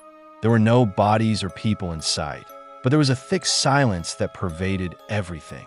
I made the decision to calm myself and inspect the ripped tent. The fabric had a slight sweaty and other scent to it. Something sour. It was worse inside. A sleeping bag was torn, and there was foam stuffing all over the place. I discovered a wallet containing a driver's license. Travis Malone, a North Carolina native, was listed as the name. With the intention of giving it to the ranger station, I shoved it into my vest pocket. I zipped the pocket shut with trembling fingers. I hoped he was still alive if he was out here. I almost stumbled over a piece of rope that was partially buried in the ground as I retreated from the campfire. I heard a branch break in the distance at that moment. I spun my head around in response to a harsh cracking sound. I looked around the trees, but couldn't find anything. In order to get to a rocky outcrop, I had to push my feet inch by inch. I could see a tiny gully down from that position. I noticed a figure floating behind a tree trunk there, amidst the woods. It had limbs and legs that appeared excessively long for its torso, and it was tall and emaciated. From what I could see, its skin appeared uneven, with hardened lumps or areas of matted hair. I hid behind the rocks while my heart pounded. I muttered a curse to myself. I knew I didn't want to be found, but I wasn't sure if it had noticed me. Recalling the torn campsite and the hiker's wallet that had gone missing, I hesitated despite a voice in my head telling me to leave right away and not to try anything foolish. I felt obligated to at least verify what was happening if that shape had done something horrible. I went back and tried to approach the ravine from a different direction. I discovered a small, gradually sloping path. The woods fell silent as I followed it. Not even a squirrel managed to get through the undergrowth. Every step felt as though my common sense had been betrayed. I soon found myself on level land, close to a tiny stream. Over smooth pebbles, clear water trickled. I heard branches rustling in the distance. One more would snap. Then I noticed it. The figure was bent over something, crouching beside the stream. Only a portion of its bent back was visible to me, not its face. I smelled something metallic. When I realized what it might be doing, my hands began to shake. I remained low, leaning against a big tree. My veins screamed with adrenaline. I told myself to take a breath. It moved 10 feet away and pulled a lifeless, human-like figure farther river. An arm flopping to one side was visible to me. My stomach rumbled. Suddenly, the form sprang to its feet when a gust ruffled the branches overhead. It dumped its load and swung around in a single smooth motion. Its posture was abnormal because its limbs were corded with wiry muscle. Its eyes reflected the faint forest light, but I was still unable to see its entire face. My body wanted to run, but I was immobile. How long we remained that way is unknown to me. As I stood by the stream, I tried to hide behind a trunk. It makes me uncomfortable, but not in a helpful or destined manner. I try not to panic. Despite having a compass, the innumerable deer tracks that branched off in all directions confused my sense of direction. To keep myself upbeat, I spoke aloud. "Everett, you've got this. In the worst situation, you go back until you come across those blazing orange signs on the actual trail." Retracing my steps seemed like a smart plan, but pride got in the way. Rather, I continued moving forward because I was sure I could locate a clearing that would help me get back on track. Around noon, I noticed something odd across a little gully, which was the first indication that disaster was coming. A row of large footsteps carved into the ground that were going directly uphill. They were strangely shaped, with elongated toes that resembled barefoot. I gazed for a considerable amount of time, partially certain that I was seeing an erosion trick. I faked a smile despite the cold sensation that went through me. "I'd pay good money for a burrito right now," I said for around 5 seconds. It was a dumb joke that helped calm me down. I made the decision to avoid the gully. I discovered a tent that had collapsed as I was making my way through a dense clump of shrubbery. Poles broke, and the cloth was ripped as if something had ripped right through it. Clothes and a little first aid kit were strewn about in an abandoned rucksack. No IDs, tags, or other signs of who might have tended there were present. As I prodded around, my heart pounded. "Hello, anyone here?" I called, but no one picked up. I felt sick to my stomach. Not an indication of a typical pack-up, but not a sign of a struggle either. It appeared as though someone had been driven away or had fled in a rage. Additionally, I discovered a single tennis shoe that was turned on its side. I made the decision to stop wandering at that point. I turned around, but I couldn't understand the terrain. My teeth appeared the same in all directions.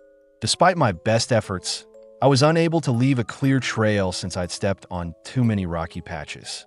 Then there was a sound in the breeze. Something disturbed the silence of the trees, a harsh exhale. I went cold. It sounded as though it was coming from behind a pine tree.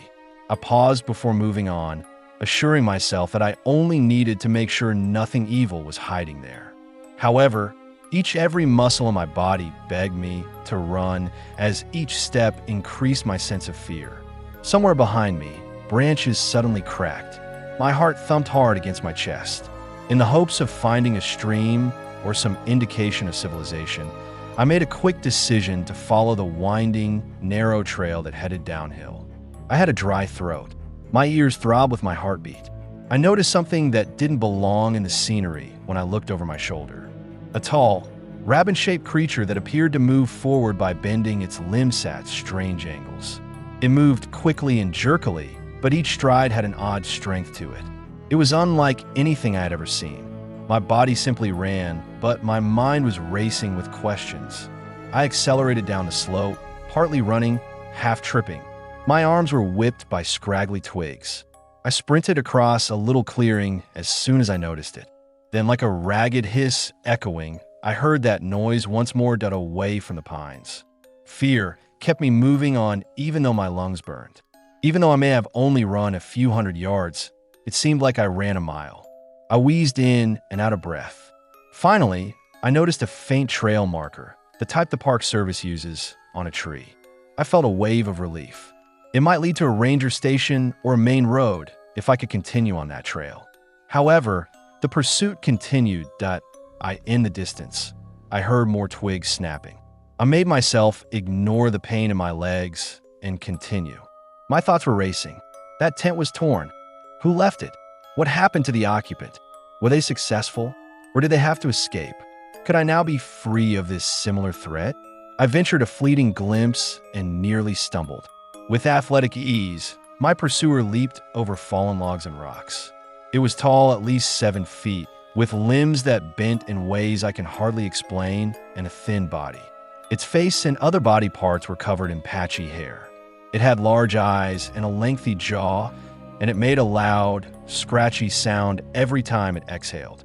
I was motivated to go faster just by that. The trail separated at one point. In a panic, I picked the left fork at random and thought it would lead to a familiar place that I knew I should have read the sign and remained composed, but I was incapable of rational thought. I rushed on, slamming through brush and almost colliding with a boulder. I skidded down a small slope after my foot slipped, landing hard on my side. My hip erupted with pain. I moaned and made an effort to stand. Twigs snapped from behind once more. I stumbled forward and jumped to my feet, disregarding my leg's faint throb. I suddenly exploded into a tiny clearing where the ground sank into a bed of rocky creek. I would break my ankle if I landed incorrectly because of a small drop to the stream created by a waist-high ledge of stone. Fear overcame prudence. I felt a sudden shock to my knees as I sprang off the cliff and landed hard in the creek. Even when my legs were about to give up, I continued to move. My socks were soaked as water spilled up my shins. Breathing heavily, I walked to the other bank and made myself look back. I noticed it at the ledge's edge at that moment. As though assessing the drop, the form inclined its head. Then it squatted, about to jump, but paused, looking around the banks. I tried to clamber up the far side while whispering, "Please keep waiting." I pushed my boots into the slick soil and snatched fistfuls of wet grass. My thighs were scorched by the scent. I scraped my palms on the stones as I fell back down the slope after my foot slipped again halfway up. I gritted my teeth and gave another go. I felt my shoulders shake from strain. When I eventually reached level ground, I turned to see that thing jumping into the creek with water splattering around it in a violent arc. My heart pounded. I ran into the forest. Minutes passed in a hazed out mad dash. I lost the track twice before relocating it after finding earlier signs. Every time I thought I had separated myself from that devil sufficiently, I would see movement amid the trees. I felt my chest heave. My skin was stuck to my clothing. All I wanted was to live. A crazy idea kept coming to mind. Perhaps a group of hikers or a ranger would be available. But I was all alone that I saw a sign that read trailhead parking 2 miles, which led me to the last part of my getaway. Relief fought against fatigue. Despite my want to give up, I pushed myself to continue. Even though I only saw fleeting glimpses of it, the thundering thud of footfall behind me felt persistent. The irony of that hit me hard because I had no other strategy than to keep running. How stupid I had been to want isolation in a place that required deference and vigilance. That my car was there, dirty, but undamaged, when I eventually arrived at the parking lot. My hands were shaking as I struggled for my keys, almost dropping them. I hurried inside and shut the door behind me. I thought that shape might break through the window, but it didn't. With my eyes darting to every mirror, I drove far quicker than I should have as I started the engine and pulled out of that makeshift lot. I didn't stop till I came to a paved highway. Subsequently, I stopped and experienced a wave of shaky relief. After then, I didn't see any indication of that creature, but a feeling of dread persisted.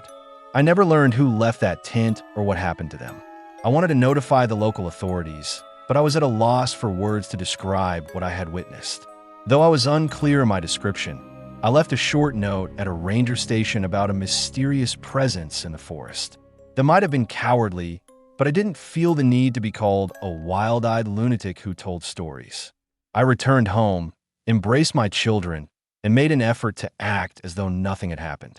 However, that memory haunts me every time I consider stepping once more off a designated trail. Since then, I haven't ventured into the deep forest. I will never get over the sight of the shape I saw for the last time, standing in that rushing creek. I heard twigs snapping quickly, followed by a cry that sliced through the atmosphere like a razor. I knew something awful was approaching, so I hurried toward the campsite, my heart thumping. To survive, I had to take quick action. This incident occurred in 2007 at Cloudland Canyon State Park in Georgia. And my name is Ethan Hall. I had traveled there with my parents and younger sister Stephanie with the hopes of spending a weekend together, surrounded by dense forests and towering cliffs.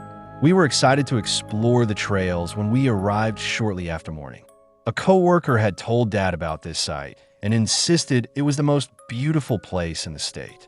We set up our tents close to the edge of the canyon, away from the drop-off, but close enough to observe the deep gorges. What awaited us was unknown to us. We strolled down a trail dotted with rock outcroppings throughout the morning. Stephanie reported hearing scuttling noises coming from beyond the trees. I made fun of her for having a vivid imagination. Dad laughed and instructed her to concentrate on the scenery. With its towering trees that blew in the wind and its sheer granite walls, the walk was breathtaking. We were joking about our last family vacation when Dad refused to study a map and got lost for 30 minutes, and we were in a good mood. I recall him rolling his eyes as his mother cautioned him about relying on his sense of direction. We made the decision to part ways for a while at lunchtime. At the campsite, Mom wanted to prepare lunch. Stephanie insisted on going for a stroll with her, claiming that she was uncomfortable being outside. Dad and I intended to investigate a natural ledge that offered a broad perspective of the canyon. Curious to see the drop into the canyon below, I nodded as he remarked, "You'll love this spot, Ethan. Might be our best photo op yet." We split up at a trail split, with the goal of reassembling within an hour. All I can wish for is that we never parted. Dad and I went farther into the forest. Dark shadows were produced by massive tree trunks, and tall ferns brushed against our legs. After around 20 minutes, we discovered a rocky overlook. It was stunning, but while I took in the scenery, I saw an odd movement in the distance. Too quickly to discern much more than a hunched figure. Something enormous slipped through the underbrush. I whispered, "Dad, did you see that?" He shrugged, acting unconcerned, but I could tell by his nervous look that he had noticed something out of the ordinary. There was anxiety in the air for both of us. That feeling you get when there's a little too much silence. Mom was standing by the tents, looking pale as we got back to camp. Stephanie was nowhere to be seen. Mom stated Stephanie went to get firewood, but never returned, pointing to a few strewn footsteps behind the biggest pine that I recall the spike of nervousness in my chest. Dad began yelling her name right away. I joined him in shouting, "Steph," till my voice began to scratch. After circling the area, we discovered only a few damaged branches. Mom's expression relaxed, and she took hold of my arm. She muttered that she would not stray in this manner. We made the decision to divide up once more in order to conduct a more thorough search. But this time, there was no light-hearted banter or jokes, and why Father instructed me to keep within shouting distance. While I traveled west toward dense mountain laurel patches, he proceeded toward a rough track on the canyon's east side. In case Stephanie came back, Mom remained at camp. I called her name as I walked for 15 minutes, looking at each tree trunk. Every time I heard a twig snap, my heart raced, but it was either a startled bird or a squirrel running. No howling wind could compare to the suffocating silence that descended upon the woods. I had the impression that I was intruding into an area that didn't want me there. Eventually, I heard Dad yell. Stephanie didn't get a call. It was a piercing alarm. I dashed between pines in the direction of his voice.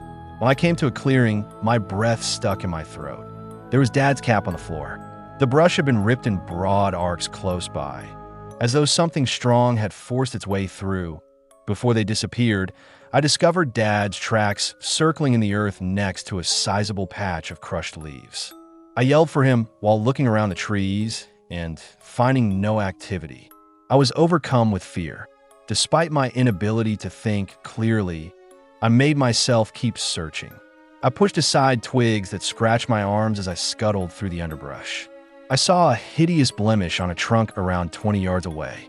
The bark was sliced in 4 parallel lines by deep gashes. The distances were large, too big for a bobcat or raccoon, and too far apart. It seems purposeful, almost like a warning. I had a queasy royal feeling in my stomach. There was something out there, and it was obviously strong. After taking a deep breath, I hurried back to camp to pick up my mother. Every scenario that came to mind was worse than the one before it. Mom's voice was quivering when she spoke to 911. She hadn't seen anything, but she had heard the echo of Dad's cry that I paused to catch my breath before describing the tree's markings. Her eyes were wide as she gazed at me. We attempted to devise a strategy. I was concerned that we might simply vanish one by one, but Mom wanted to keep looking. I paused before nodding when she finally replied, "I can't stand here and do nothing. I'm going after them, but we have to be careful." We collected a whistle, flashlights, as well as a tiny first aid kit. It seemed like you were walking off a precipice every time you left the camp. 1 hour later, the police showed up. Their car's lights flashed as they banged along the gravel road. We were joined by AK, 9 unit, and 2 officers. They searched the area while yelling for Stephanie and Dad's name. I stayed close to my mother, and we followed an officer who shone a spotlight in steady arcs while our boots crunched twigs beneath us. The dog appeared agitated, as if it had detected a hint of something that unnerved it. When we arrived in the area where I had discovered Dad's hat, it was devoid of anything save the worn bush and those jagged scuff marks. Mom and I stayed close to that foreboding area of forest while the authorities organized a more systematic search. Then, farther down, partially obscured by a fallen log, I noticed a tall figure. Standing erect, the form was much bigger than a human, yet thinner than a bear. Dusky fur, or possibly matted hair that appeared uneven in places, covered it. With joints that angled in an odd bent, its arms were unnaturally lengthy. My heart stumbled. I took hold of Mom's sleeve and told her to remain motionless. She looked over and froze, staring at that strange silhouette. It approached, taking deliberate steps as though it were observing us. Under its hide, I saw what appeared to be bony ridges. My palms became clammy with a rush of fear. The only sound left was the rustle of leaves as the creature crept behind a stand of saplings. My legs felt shaky, but I muttered, "We have to get the police." Too shaken to talk, Mom nodded. As we explained, we retreated until we noticed the cop was panting. With an urgent voice, he radioed his buddy. The dog began barking frantically while pulling on its leash. Together, we made our way to the location where we had spotted the shape. The dog whimpered and would not go any farther. The animal shook and buried its paws into the ground when one of the officers attempted to pull it along. I was expecting the creature to lunge at us as I gazed at the trees, but the forest remained quiet. The two officers looked at each other anxiously. They marked the location with warning tape and called for assistance. By that point, dusk had set in, and everything appeared warped in the dim light. My head was spinning. What happened to Stephanie and Dad? The sun disappeared beneath the brink of the canyon as the backup arrived. The darkness quickly settled. They promised to keep looking and told us to return to the ranger station for our safety. At first, Mom wouldn't go. The cops tempered their tone and softly insisted that they had the means to locate our family members while she continued to cry and exclaim, "Stephanie's just a kid." It put a hand on her shoulder, regretting not being able to keep them safe. As we left, we saw the red and blue lights dance across the route as we rode to the station with the officers. That evening, Rangers joined the operation, using powerful spotlights to search the cliffs and the canyon bottom. A numb aching rose from my chest as I stood by a window. Mom buried her face in her hands as she slid into a chair. I was afraid that the shape we saw had long since disappeared into the deeper reaches of the canyon with Dad and Stephanie, because it didn't like a typical animal. As the search expanded, nobody found any new hints. Nothing. No clothes, no footsteps. The only indication was the sporadic sound of branches breaking, which was well beyond the patrol's range. Mom wouldn't go to sleep. I waited with her till the wee hours of the morning, expecting that the door would suddenly open and Dad and Stephanie would enter, apologizing for frightening us. However, all we could hear were tense, faraway voices on police radios. After searching kilometers of trails by morning, the search crew discovered no evidence of them. The Rangers promised to keep searching, but the more they waited, the more dreadful things became. I felt a void in my chest as I gazed at the walls of the canyon, as though my family had been engulfed by the ground. Dad and Stephanie were eventually reported missing by the police. They asked Mom and me about our observations. They had that worn-out tone of incredulity in their voices. We described the tall figure's body type and movement. Nobody wanted to declare it impossible, and no authority had an explanation. Day after day passed, yet all I could think about was that one day. The trail's laughter, the unexpected mayhem, and the sight of that hideous shape. Nothing more. My father was never located. My sister was never located. Despite weeks of search efforts, the canyon revealed no mysteries. I'm still unable to go back there.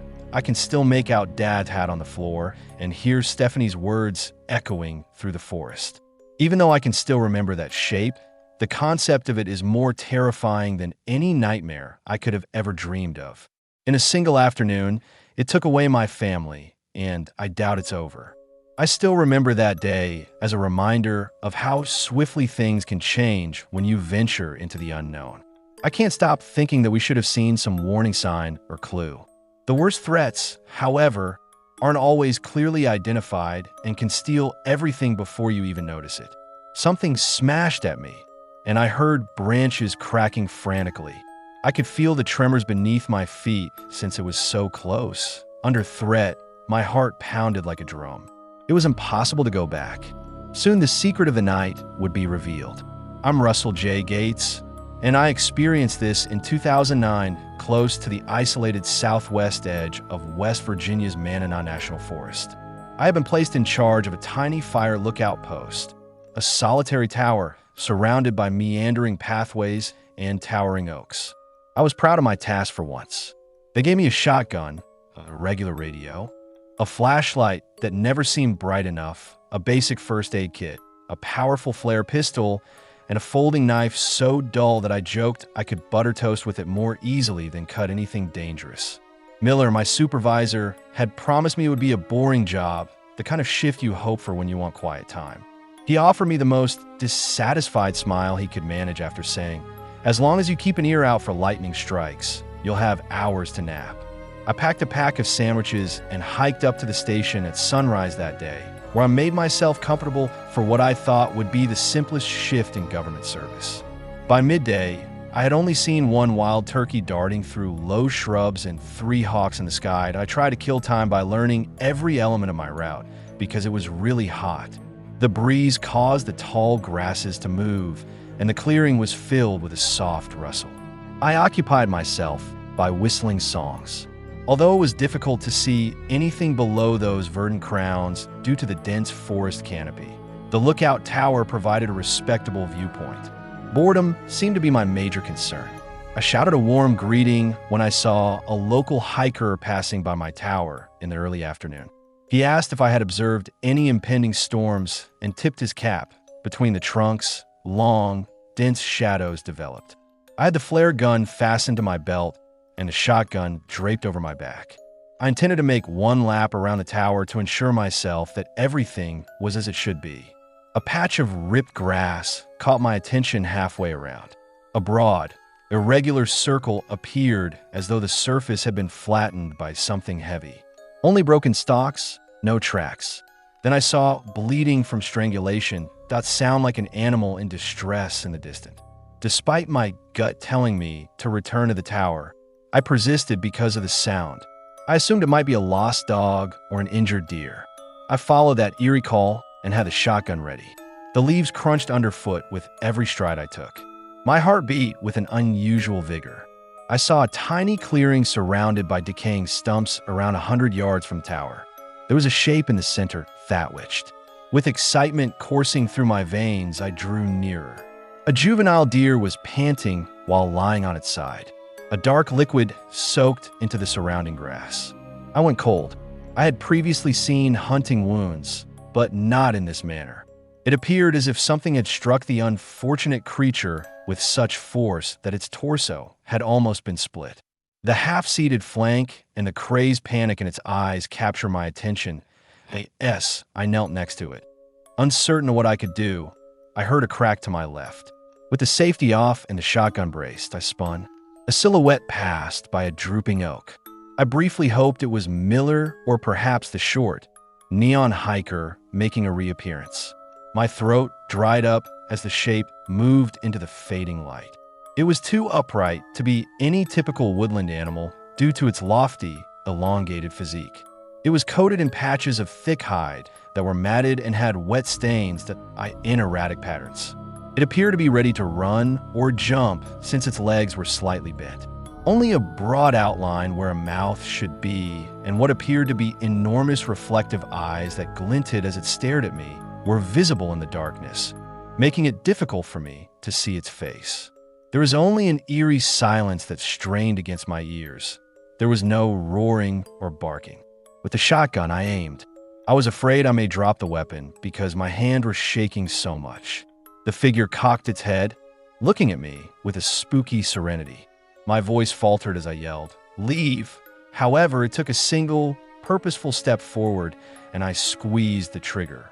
My shot thundered through the trees, jarring my shoulder, and when the muzzle flash's light faded, I could no longer see that outline. Instead, I saw dancing spots. I could tell it had disappeared farther into the woods by a rustle in the brush behind me. And when I looked down, I saw that the wounded deer had stopped, its eyes fixed on nothing. I radioed Miller, yelling furious word about something out here. And he replied, "Russell, calm down." I sprinted back to the tower, every nerve on edge, and my footprints tore through the grass as I tripped, berating myself for leaving that safe vantage position. It could be a wild hog or a bear on its hind legs. Where's your composure, friend? That wasn't a hog, so I gritted my teeth and spat out. Night fell completely, and I tried to keep my mind busy by counting the nails in the floorboards and occasionally sweeping the flashlight. He said he would send a ranger to check on me by morning, but that seemed like a lifetime away. I shoved the radio into my pocket and locked myself in the tower hatch, which was a sturdy wooden platform, but I had no illusions about it stopping something that strong point 2 hours went by. The tension drove into my bones, and then I heard that shattering of wood, coming from somewhere below, possibly the staircase. I rushed for the trapdoor, pressing my ear to the thick plank, hoping to catch a glimpse of Ishine. The typical calls of wildlife were absent, and it felt like the entire forest was holding its breath. My pulse pounded as I heard a soft, almost hesitant scratching. I turned off my flashlight and scuttled to the side of the tower where I kept the flare gun, intending to shoot a bright burst into the sky in the hopes of frightening it away or attracting assistance. But before I could do so, The floor trembled beneath my boots, and something slammed the support beams. I gripped the railing as dust swirled in the moonlight. Another slam, more splintering. The whole platform wobbled. I fumbled with the flare gun, lifting it high above the trapdoor, then fired a streak of red brilliance through the open window. The hiss soared into the night, illuminating the tower in a crimson glow that flickered across the forest.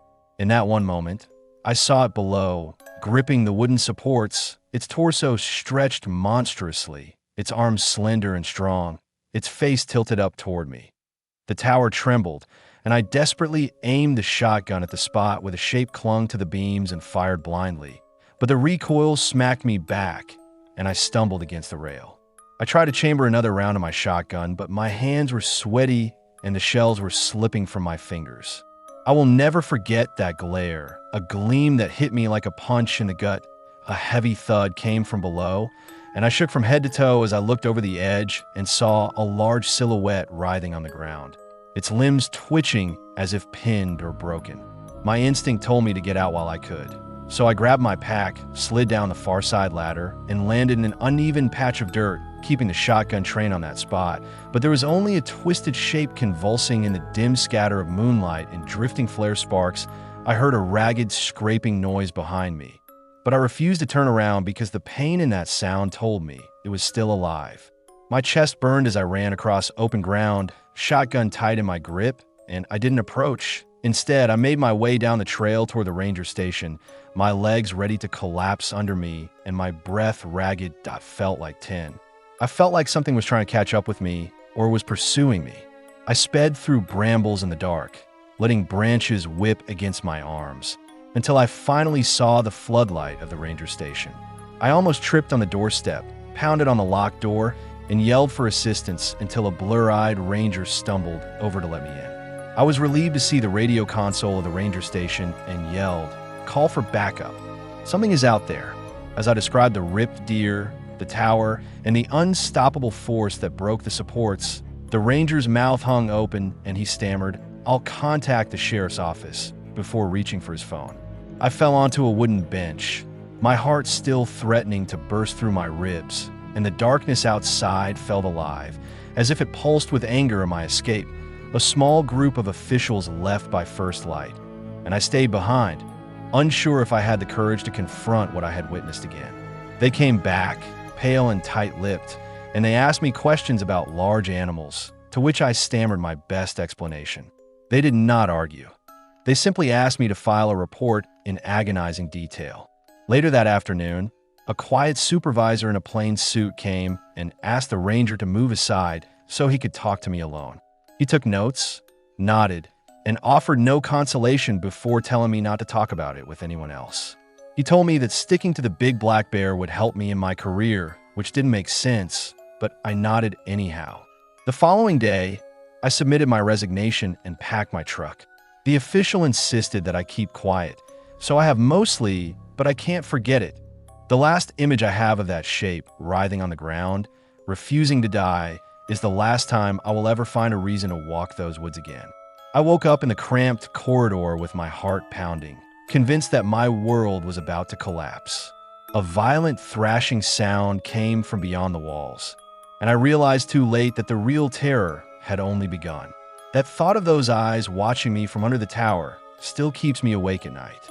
I still see that moment in vivid detail whenever I fall asleep, that I'm Suskwild Feather, a member of the Chickaw tribe, and this happened to me back in 2012 near West Point, Mississippi. My cousin Nobby and I had set out early that morning to scout for freshwater mussels along a winding stretch of the Tom Bigby River, stooping to fill small buckets whenever we found a likely spot near the water.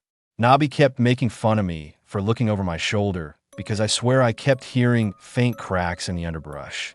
He claimed that I was on edge because of our Eller's cautionary tales, but I told him it wasn't exactly that. Instead, it felt more like a heavy sensation on my chest. As if I wasn't supposed to be there, we arrived at a clearing where the thick canopy opened up enough to let sunlight stream down in bright stripes. I wanted to rest and perhaps eat some dry berries, but Nobby was keen to keep going. He told me stories our grandparents had told about wandering at dawn and capturing the essence of the land when the air was crisp. I tried to calm down and appreciate the beauty of the day, but then something nearby made a startling noise, and we both froze, crouched by an oak trunk. Nayabai whispered that we should go to the left, away from the source of the noise. That IT was a sensible plan, but I had a strange feeling of curiosity. Perhaps there was a wounded deer we could assist, or some big reptile we had to avoid. I persuaded Nabi to accompany me, just to make sure we wouldn't stumble upon a dangerous surprise later. We moved slowly, calculating each step to avoid breaking twigs, and the wet ground gave way beneath our boots. It was so humid that mosquitoes buzzed near our ears, and I grew weary of swatting them away every few seconds. Nabe was silent, looking at the branches in front of us, and I saw that his relaxed expression. I had previously seen tracks from wild hogs and raccoons, but these didn't match anything I recognized. They were too wide, almost splayed in an odd pattern. Nabi tapped one with his toe and muttered that we should return to the village and inform our elders. I nodded, but I felt a tug of dread that whatever made those princes vanish. We found a cluster of shallow marks in the mud, like large footprints with elongated claws raking out behind them. We had planned to return to the main path that led to our uncle's cabin, but Nabi stopped halfway there, whispering my name and pointing to a piece of torn fabric caught on a hawthorn bush that looked like part of a jacket shredded at the edge. As far as we knew, no one else from our tribe had left that morning, so we turned around, cautious not to trip over the vines coiling in the undergrowth. We exchanged worried looks. We decided to go a little deeper again after a passerby got lost in these woods. This time, we called out in case anyone needed assistance. After only a few dozen steps, we came upon a patch of flattened grass and disturbed soil, as if something large had rolled or thrashed around. Our calls went unanswered, and the air had a faint smell that reminded me of damp rot and old fish. The silence became oppressive, and my chest tightened with every breath that I was going to suggest that we leave when something crashed in the brush. We both jerked around, looking for movement, but nothing was there, but it was definitely close. Nabi held up his hand to signal that we should back off a little. I took small steps, knees bent, trying not to make a sound, and then there was another crash, louder this time to our left, and I felt my pulse pounding in my ears, and I grabbed Nayabai's shoulder because we were both too stunned to move when Nabi whispered that we should run. Before we could, a dark shape appeared from the tree end. At first, I thought it was a twisted shadow, but then I saw the tall, spindly outline with matted hair, or maybe thick, uneven hide covering its elongated torso. Its arms, if I can even call them that, seemed too long for its body, ending in broad, pointed digits that left those odd footprints. The figure jerked its head rigidly, as if it had sensed us instantly. We locked eyes with the thing for a tense moment, and I felt panic rising inside of me. Then a sickening smell of rotten algae hit me so strongly that I nearly coughed. The figure lurched forward, crossing the distance between us at a frightening speed. Nabi called for me to run, and we did, swerving between the trees, hoping to lose it among the tall reeds. The thing bounded behind us, smashing through the undergrowth with alarming speed that I lost my footing near the water's edge and slid down a muddy slope, crashing onto my shoulder. Nayabai frantically tried to pull me up, but the shape was already behind him. I swear my breath stopped when I saw the shape's silhouette towering over his back, hooking Nayabai's vest with jagged nails and yanking him sideways. Nayabai cried out in sudden shock. I hurried forward and swung the handle of my fishing net, striking the shape across what might have been its forearm. The shape released Nabe and focused on me. Nayabai and I fled, disregarding the pain in our bodies because the eyes, or at least the dark pits where I should have been, seemed to lock onto every movement I made. The beast pursued us, but I heard it stumble over some slippery rocks. So we took advantage of the brief pause to run up a small rise toward a ring of old cypress trees. I led the way, my legs protesting every step, and I knew my cousin was borderline because his breathing came in ragged gasps. After a few tense minutes, we crept out from under the cypress. The forest was quiet, save for the heavy thrum of insects, as if the entire wilderness held its breath. We found a large gap between the tree roots where we could hide for a moment. Nyabai pressed a hand to a deep cut on his arm, groaning about how he needed help. I was shaking so badly that I could hardly think straight. I held Nyabai's arm to steady him as we staggered back toward the main trail that I wanted to scream for anyone, but a small, scared part of me worried that making noise would draw it again. It felt like an eternity before we saw the footpath leading to our uncle's cabin, and once we found that familiar line of trampled grass, we started running frantically. By the time we pushed through the front door, Nab's face was pale, so I slammed the door shut, locked it, and looked through the window, expecting to see that shape bounding toward us. We remained holed up for the remainder of the day, though, and I used what little we had to clean Nyabi's wound before making a makeshift bandage out of an old towel. He kept trembling and muttering about the footprints, saying that nothing like that had ever been seen in these parts. I tried to reassure him, but my nerves were shot. I wanted to go back to the village and warn everyone, but Nabi couldn't walk without stumbling, and the old truck in the cabin was out of gas. I kept watch from the window, certain that the figure might reappear at any moment. As night fell, the forest turned completely black, and every Russell Nyabai fell asleep around midnight. But his sleep was restless, so I grabbed a makeshift spear made out of an iron rod I found in the corner and kept pacing by the windows, looking for any sign of movement. The tension remained high, but the thing never came. By dawn, I cautiously ventured outside, and the morning light showed fresh claw marks on the wooden fence out back and scattered branches where something had barreled through. We only talked about it in whispers ever since, calling it the Marsh Phantom. Even though we haven't heard of any new sightings close to our land, I still see Nabi walking around with that scar on his arm, and I can't help but replay the moment when he was dragged away. When I finally got Nyabai to the village later that morning, we told our elders everything. Our uncle led a small group of men out to search, but they found nothing aside from those strange footprints and sporadic gouges in tree bark that we call it the Marsh Phantom now, and I pray no one ever crosses its path again. My hand trembled on the holster, and the snapping of twigs behind me felt like a countdown to something terrible. I heard a series of crunches, then a body forcing its way through dense brush. Every time I pass the outskirts of West Point, I think about that hideous silhouette and the rancid odor that almost knocked me off my feet. The elders say we have no name for what we saw, but I'll never question its existence. That MY name is Neil Davidson, and this incident occurred in Big Bend National Park in 2012. I had been a park ranger for 3 months and was still getting used to this vast desert area. I began my day at dawn by signing out a service pistol and checking in at the ranger station. I had planned a routine inspection of the park's boundaries because there had been a rumor about missing livestock from a small ranch next to the park, and I assumed I might find nothing more concerning than a few coyotes, but I kept an open mind. Big Bend was full of surprises, and everyone told me that even a confident ranger could be caught off guard by its untamed array. Before getting into the old station SUV, I packed extra water, a radio, and a small first aid kit. My boss, Mark Reading, gave me a battered map and said, "Heard some strange calls last night. Sounded like an injured animal. Check it out, would you?" I nodded, half expecting a sick bobcat or a mountain lion that had wandered too close to a ranch. But something about his expression unnerved me. The drive took me down a dusty trail lined with okotoyo plants and stunted mosquite trees. As the sun rose higher, my brow started to sting from sweat rolling beneath my hat. Everything felt too still, but I tried to dismiss it as my own nerves. I parked near a dry creek bed and began walking, my boots crunching on gravel, pausing every few minutes to listen. I passed the occasional roadrunner scuttling across the path. The air felt quiet.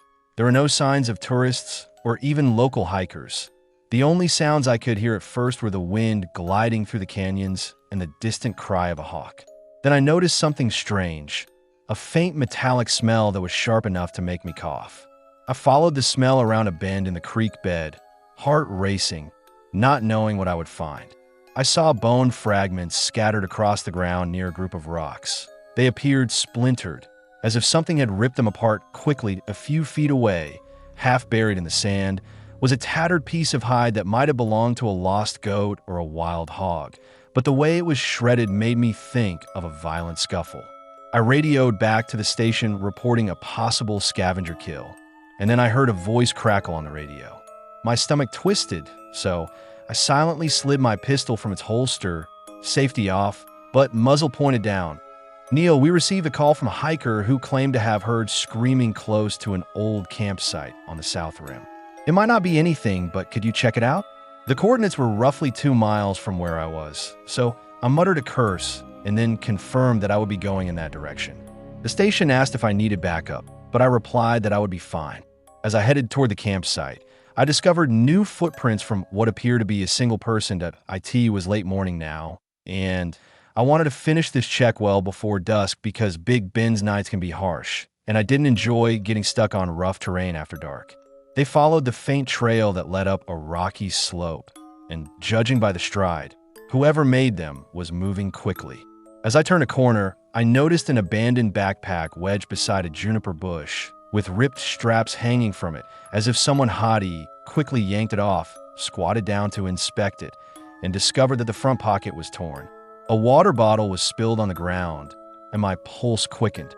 I took out my radio to report the discovery, but then I heard a faint shout echoing farther up the trail, so I clambered to my feet and followed it. As I climbed, my heart pounded in my chest, and each step felt heavier. Another shout rang out, then faded. "Where are you?" "Ranger Davidson," I yelled. There was a spooky silence, no answer, so I continued looking around for movement among the rocks. As I rounded another outcropping, I discovered a small clearing with a sleeping bag, an overturned tent, and a battered Coleman lantern strewn about, but no sign of the occupant. Then, behind a nearby boulder, I heard rapid breathing. With a gun in hand, I slipped closer and discovered a young woman curled up, her eyes wide with unadulterated dread, and she muttered, "Help me." She pointed downhill, barely able to form words, and before I could ask another question, we both froze at the sound of something shuffling behind us. A shape stood about 15 yards away, partially obscured by a clump of brush. Her face was scratched, and her arms trembled. I asked her if she was hurt. I tightened my grip on the pistol as the young woman clung to me, tears streaking her cheeks, and I tried to lead her behind me. It was low, its limbs bent at an impossible angle, its lean frame covered in dull greenish scales, and it had a thick tail that dragged behind it in the dust. Its head was flat, its eyes set too far apart, and it moved with quick, awkward steps as if it wasn't made for smooth ground. My instincts took over, and I fired 2 rounds. The first missed, the second struck its shoulder area, though it barely staggered, and the woman screamed before I grabbed her by the arm and pulled her around the boulder for cover. My training instructed me to give a clear warning, but my voice got stuck in my throat.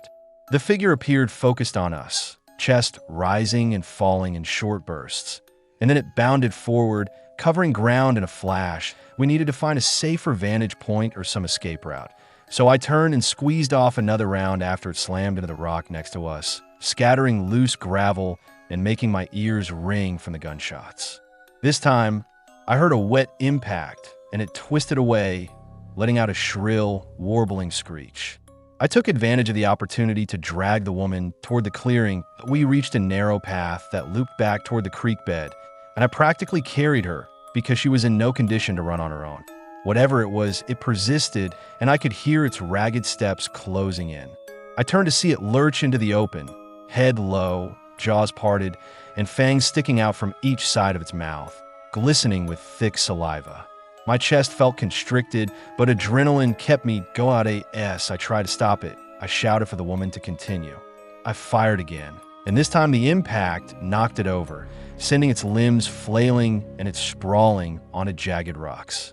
It then managed to stand, listing to one side as if it was confused. I ran to the woman and grabbed her hand, and we went down the path as quickly as we could, almost sliding on loose gravel. We ran to my SUV at the bottom, and as I fumbled with the keys, breathless, desperate to unlock the doors, I caught a glimpse of greenish scales in my peripheral vision. It had cut around the ridge and was now charging at the driver's side, so I didn't have time for tact. I pushed the woman into the passenger seat, jumped in behind the wheel, and slammed the door, and the unidentified intruder crashed into the side of the vehicle. With a sickening thud, I turned on the ignition, hoping that it would start the first time. The engine coughed, then roared to life, and I floored the gas, swerving to avoid the jagged rocks, feeling the wheels skid for a moment before we gained traction. I saw the figure stumbling through the side mirror, leaving dark fluid streaks on the ground, and it let out another cry, a noise that made my hands shake on the steering wheel, but I gritted my teeth and continued driving, determined to get the woman to the ranger station. When we arrived at the station, I radioed for medical assistance, and Mark Reading came out and helped me carry the woman inside. One look at my face told me that something terrible had happened, and I tried to explain what had attacked us, but the words felt ridiculous. She was half conscious, repeating something under her breath about her friend who had wandered off that morning. I felt a wave of guilt, wondering if that friend had been torn apart like the poor animal I'd seen earlier. "We'll get help," he answered simply. "You made the correct decision." At night, a search team of local law enforcement and rangers returned to the site and discovered the campsite destroyed, the bones I had previously found, and a trail of blood leading deeper into rocky cliffs. But the unknown attacker was gone, leaving only tracks that vanished over hard ground. I waited with the woman until an ambulance arrived from the closest town. She was dehydrated and shock, and we were concerned for her safety if that intruder still roamed the area. That night, after the rescue teams left, I sat outside the station under the moonlight, listening to the far-off calls of wildlife. Everything felt strange. There was no final confrontation, no sign of the scaled figure, and it had melted back into the desert as if it had never been there in the first place. I still work at Big Bend, but I've never seen anything like that again. I spent the rest of that day making statements and handling the chaos because my nerves wouldn't calm. Though I don't know if it survived its injuries, I do know that once you witness a terror like that, the desert is never the same. I was pinned against a trunk, arms trembling, mind locked on the horrifying outline shifting among the pines. In the silence of some evenings, however, I remember how close it came to ending us both. Even now, I carry a sharper sense of caution, and every time I patrol the boundary alone, I can't help but glance at every boulder, half expecting to catch a glimpse of those warped limbs on the other side. My name is Balthazar Finch, and this happened back in 2011 along a rugged stretch of the Appalachian Trail near Iron Mountain Gap. I set out at dawn, hoping to log a single day of hiking before nightfall. One mistake could have resulted in my death.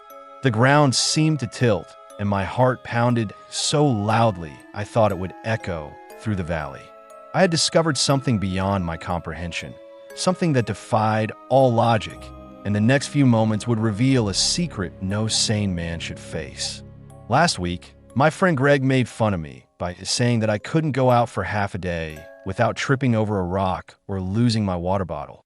Greg and I used to joke around a lot, but that morning he wasn't there. He had a meeting in town, so I had to prove myself.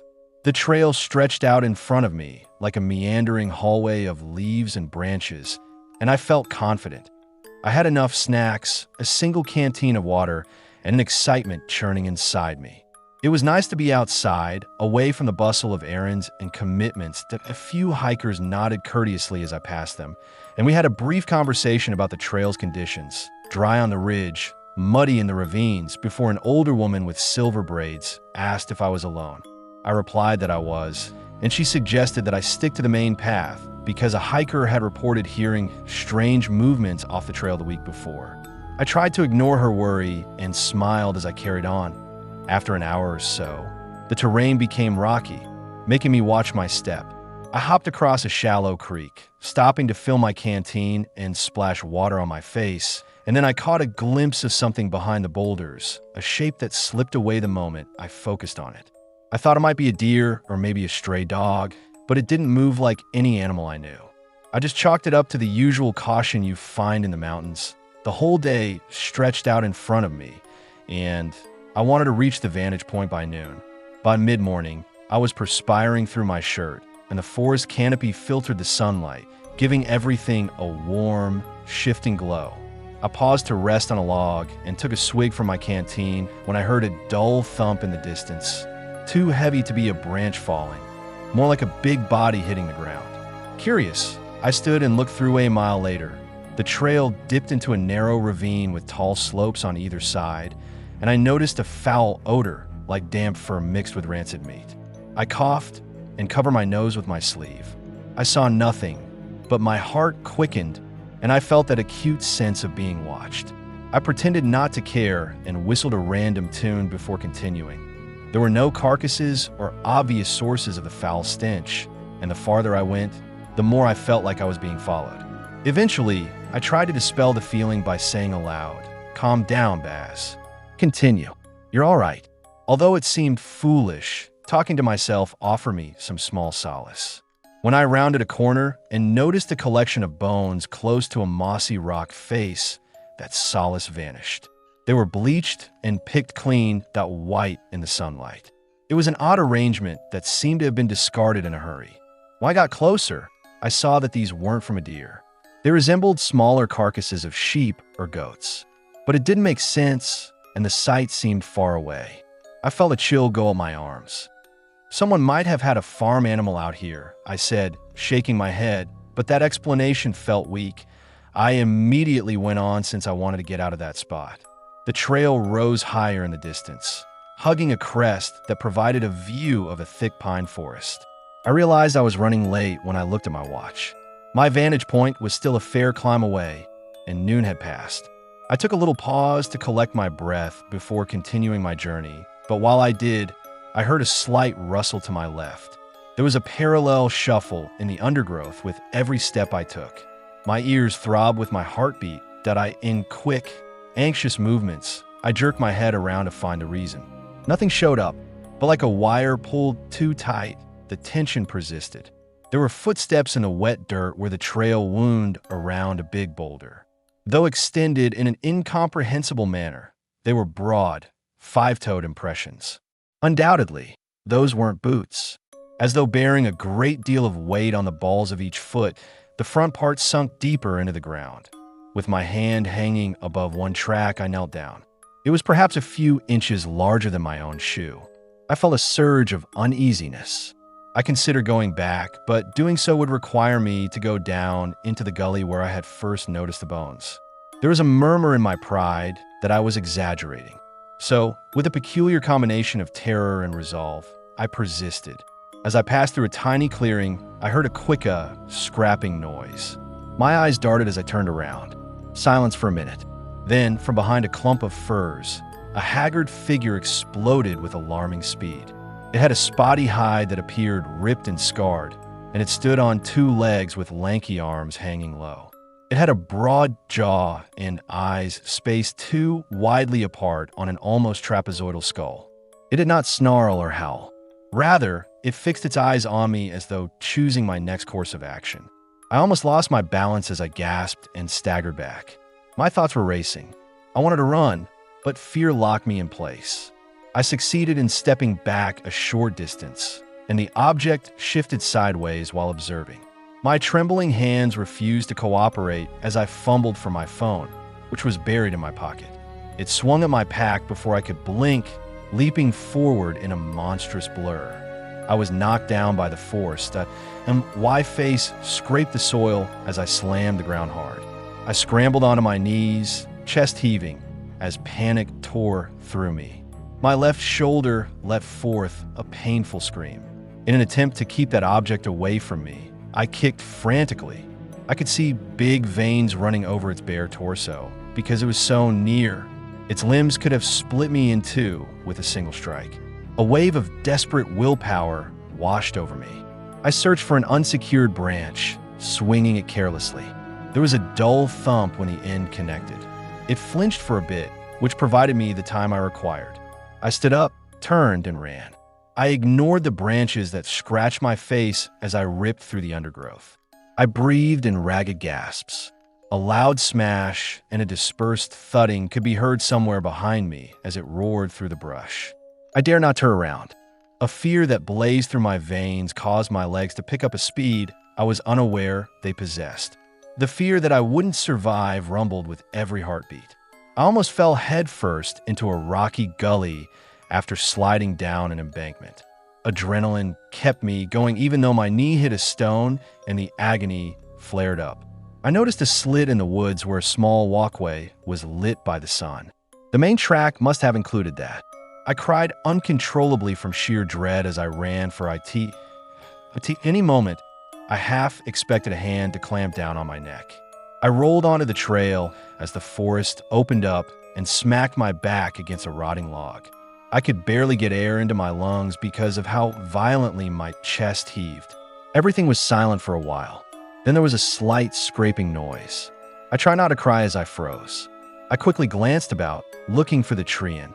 I was shocked to see the form peeking over my shoulder from around 20 yards distant at a stand of dense pines. In a slow, deliberate motion, it rotated its head as if to gauge our separation. My injured knee gave way as I attempted to stand up. I felt sick to my stomach. The figure hunched over, anticipating another surge. I flung my canteen as a diversion and slid farther down the trail in a single, panicked breath. All I could do was keep walking in an attempt to get my legs to cooperate. I heard a voice abruptly. "Hello, are you okay out there?" Standing tall and wiry, the young hiker came around a bend. He must have noticed my anxious motions since he jogged toward me after dropping his rucksack. Behind the pines, he hadn't noticed that shape. My voice broke as I attempted to shout, "Stay back." I looked behind him to where the shape was still there. Arms stiffened. I feared that it might suddenly charge forward once more, but something stopped it. With its strange head tilted and eyes darting between us, it vanished back into the darkness. My savior reached me, panting, and knelt by my side, worry etched across his face. "Man, are you hurt?"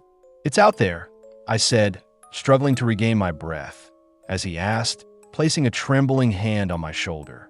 I sounded insane because of how much my voice trembled. Uncertain, he glanced around before assisting me in standing. I stumbled against him while continuing to look through the brush, but we were unable to spot that beast. Together, we determined that hobbling out was the best course of action. Like we made our way through the twisting terrain, I leaned heavily on him and used him like a crutch.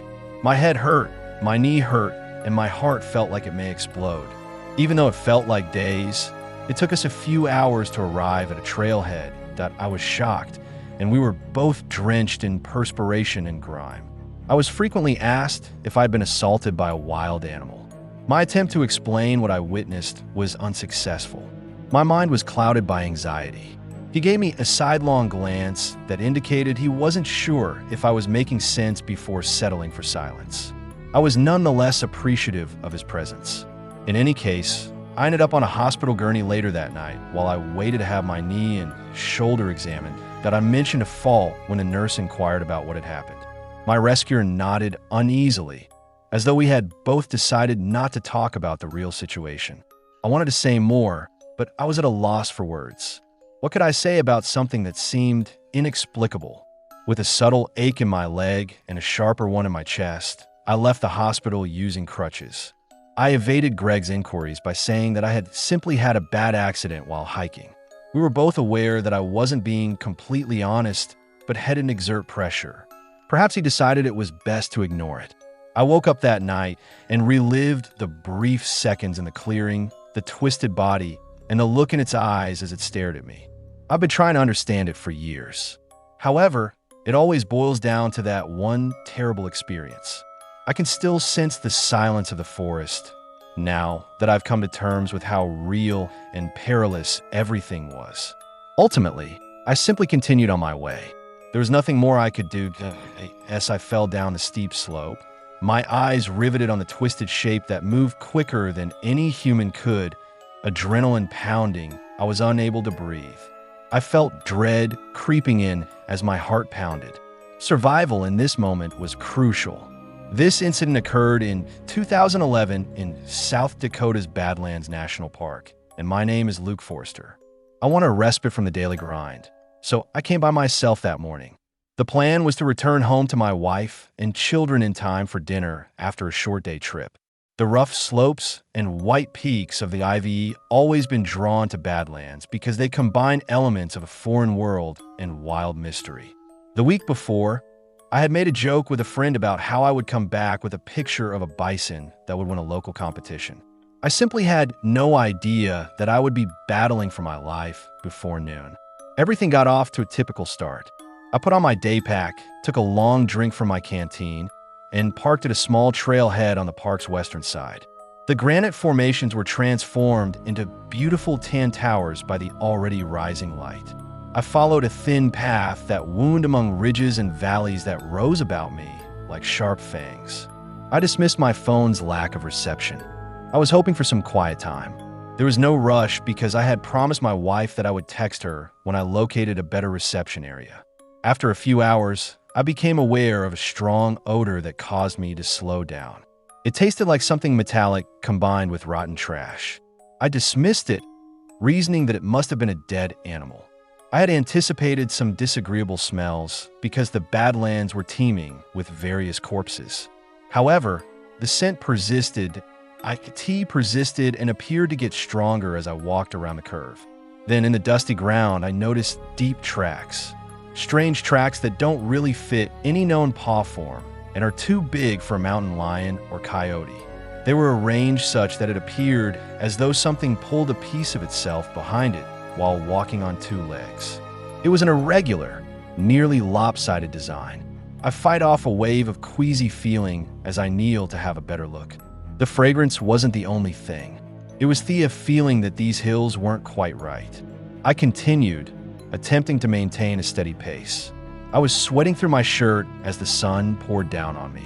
I seem to recall muttering a trite joke about the pleasures of hiking in beautiful scenery and the fresh air. My voice sounded empty, even to me, as I tried to lighten my own mood, and I became aware that it had been at least an hour since I had heard any bird calls. Like a live creature, the silence pressed against my ears. A few minutes later, I noticed a collection of bones close to the bottom of a little gully I initially believed they belonged to a deer. Then I saw that they had been fractured in an unusual way. Some were missing totally, almost like they'd been meticulously taken. I ignored the temptation to gag and moved closer. A warm substance dripped from my temple. When I felt it, I discovered that I had scraped my forehead against a sharp branch. Even though it was a small cut, I felt vulnerable and as though the ground was retaliating. A harsh, jagged noise suddenly came from a ledge above. When I looked up, I caught a glimpse of something that disappeared behind a boulder. My legs stiffened, and I experienced the instinctive shock of realizing you're not alone anymore. "Hey, anyone there?" I yelled, my voice resonating in the void as it bounced off the rocks. No response. I caught another flash of activity a moment later. It was brief, fleeting, and as if it was scoping me out by crawling between vantage locations. Although I'm not the most courageous person, I've hiked enough to know when to back off. That, I concluded, was the time. I wasn't going to discover whether it was an injured animal or it was something else entirely. I turned around and started walking in the opposite direction. However, it appeared as though something had circled behind me because the trails I had followed were now mixed up with fresh traces. My heart hammered in my chest that I continued to look over my shoulder. The trail meandered through a maze of cliffs. There was a sharp incline ahead that down to the parking lot, which was perhaps 0.5 miles away. Every instinct told me to hurry up, but I didn't want to run the risk of falling. Then I became aware that I had veered off the main path. The narrow path I had been following disappeared, to be replaced by uneven, crumbling ground. I almost lost my equilibrium as dust slid under my boots that I heard a scratch behind me. For a little moment, I managed to get a complete view of it after spinning around. Sharp, thin limbs, eyes that gleamed pallid in the intense sunlight, and a torso that appeared contorted in ways that the human body could never handle. It blocked the path as it stood. Its head swiveled, scrutinizing me with a shrewdness that made my stomach turn. It moved and then scampered sideways, exposing lengthy fingers that avoid yelling. I bit my lip. I took a step back, attempting to contain my panic. In an attempt to make a full circle, I chose a different slope. There was loose dirt. As I lost my balance and dropped onto my side, rocks fell. Everything went from bad to worse at that point. Something shifted. There was only a rapid, cracking motion, no loud roar, and no leisurely approach. In a split second, I had a glimpse of its approaching distance that I was going downhill when my foot slammed against a concealed ledge. Grit irritated my eyes, and I scraped my arms and elbows. When I eventually stopped at the bottom, I was partially blind. I forced myself to get up even though my entire left side ached.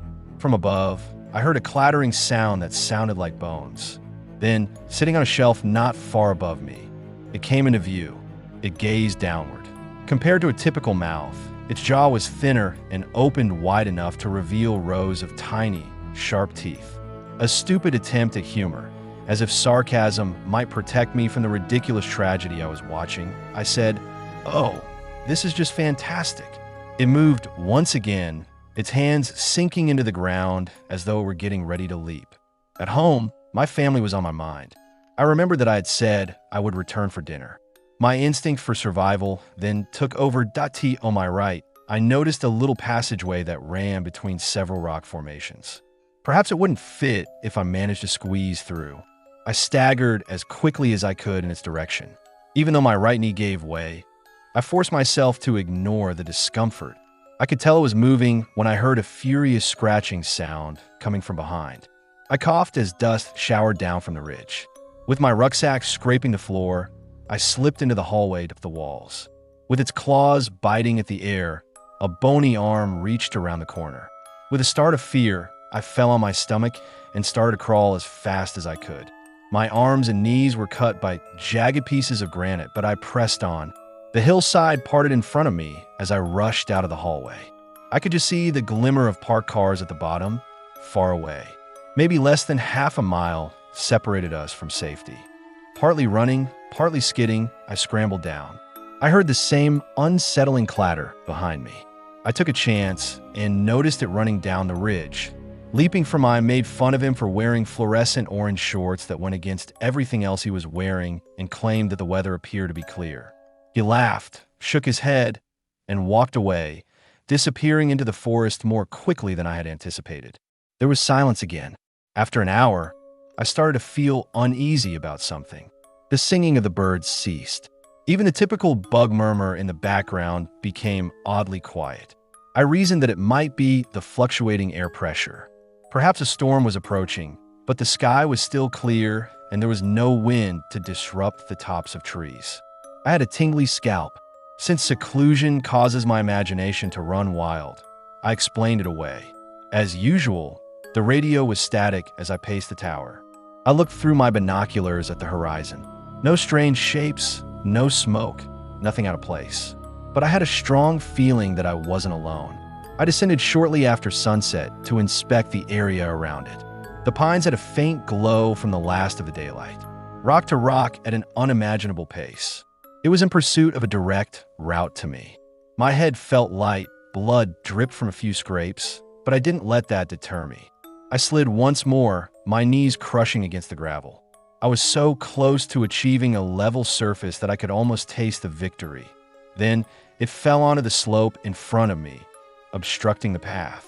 In close proximity, its body appeared more contorted than I had previously suspected, as if it had been assembled from incongruous components. I halted, clutching a small pocket knife, my sole weapon of defense. My chest tightened in horror and my hand trembled. It crouched as if it were observing me. I realized that I must take action. Then I shouted, "Remain seated," but it didn't react. When it sprang forward, I flung myself sideways, raking the knife across its shoulder. The thing let out a shrill, piercing noise, wavered a moment, then scuttled around me.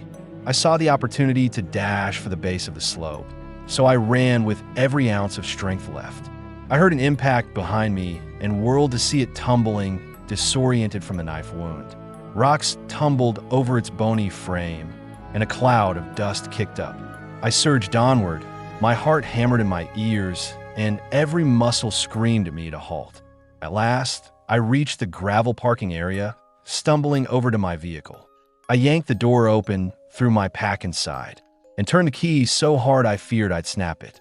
The engine rumbled to life. In the rearview mirror, I saw a shape at the edge of the slope, staring as if outraged, but not daring to venture closer. I didn't breathe, right until I reached the main road. My hand stayed fastened to the steering wheel, knuckles white. For the longest time, I couldn't stop trembling. I never went back to the terrible lands alone, and I rarely told this to anyone until now. I'm hoping that by sharing it, I can finally shut my eyes tonight without replaying that impossible pursuit. I drove home in stunned stillness, thinking about what I just encountered.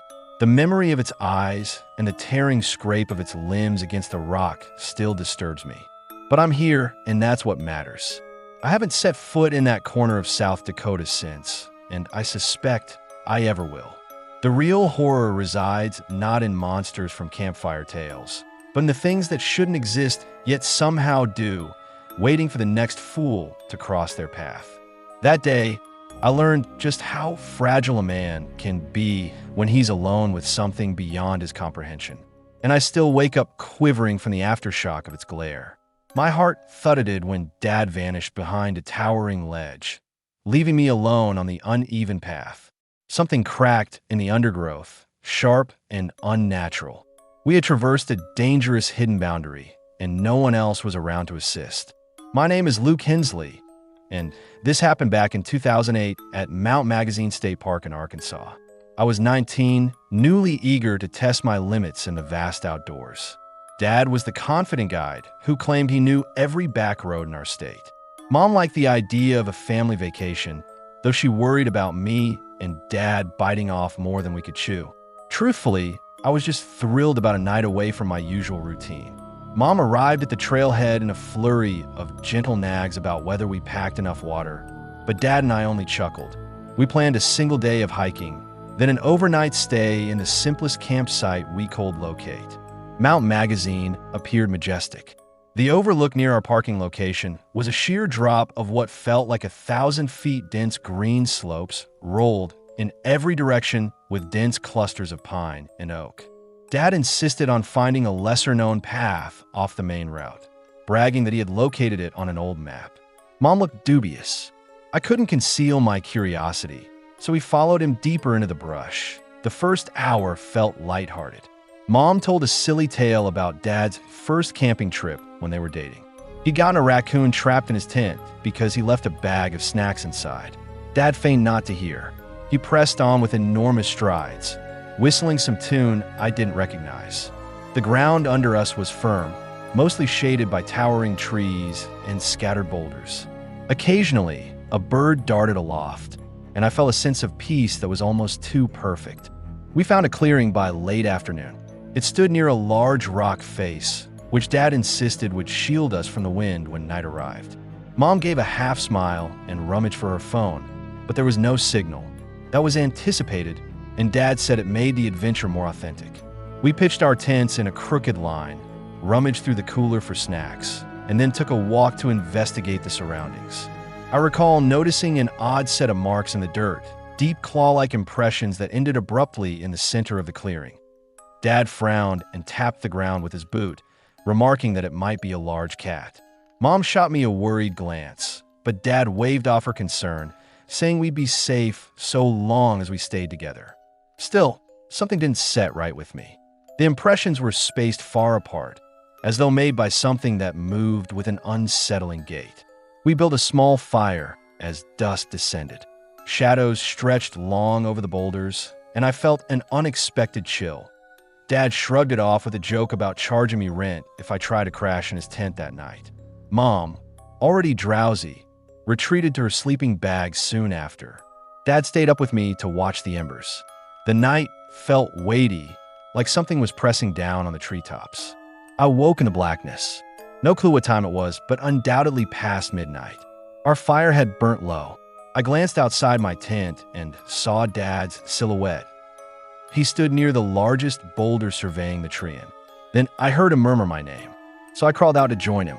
He appeared rattled. When I asked why he was awake, he said he'd heard footfall, heavy footfall that circled the campsite a few minutes earlier. I began to shrug it off, but then I heard that same snapping sound I'd noticed earlier, like a branch cracking under weight that I came from somewhere behind the boulder. Without waiting for me, Dad pulled a flashlight and moved toward the sound. I shuffled after him, attempting to keep my breath steady. He turned to me with a forced grin probably to reassure me we were all right. A foul stench wafted on the air. We noticed torn tree bark, as if something had scraped it with unnatural power. Dad's flashlight flickered across the trunk, and we saw recent scratches, the wood still raw and damp. Dad muttered something about a wild animal, but I wasn't convinced. Those marks rested almost 5 feet above ground, as though made by a tall figure. Then came the moment that launched my pulse into overdrive. Some shape, tall, sinuous, with appendages longer than they should be, moved between 2 trees. It was silent, as if it pressed no weight on the foliage. Dad attempted to catch it in the flashlight beam, but we only caught a glimpse of a hairless limb, dull gray in color, attached to a broad torso that flexed with unnatural fluidity. We chilled. Dad took one small step forward, shining the light on the location where it disappeared. Then everything happened too rapidly. The shape jerked into view, traversing that space as if it only needed 2 steps.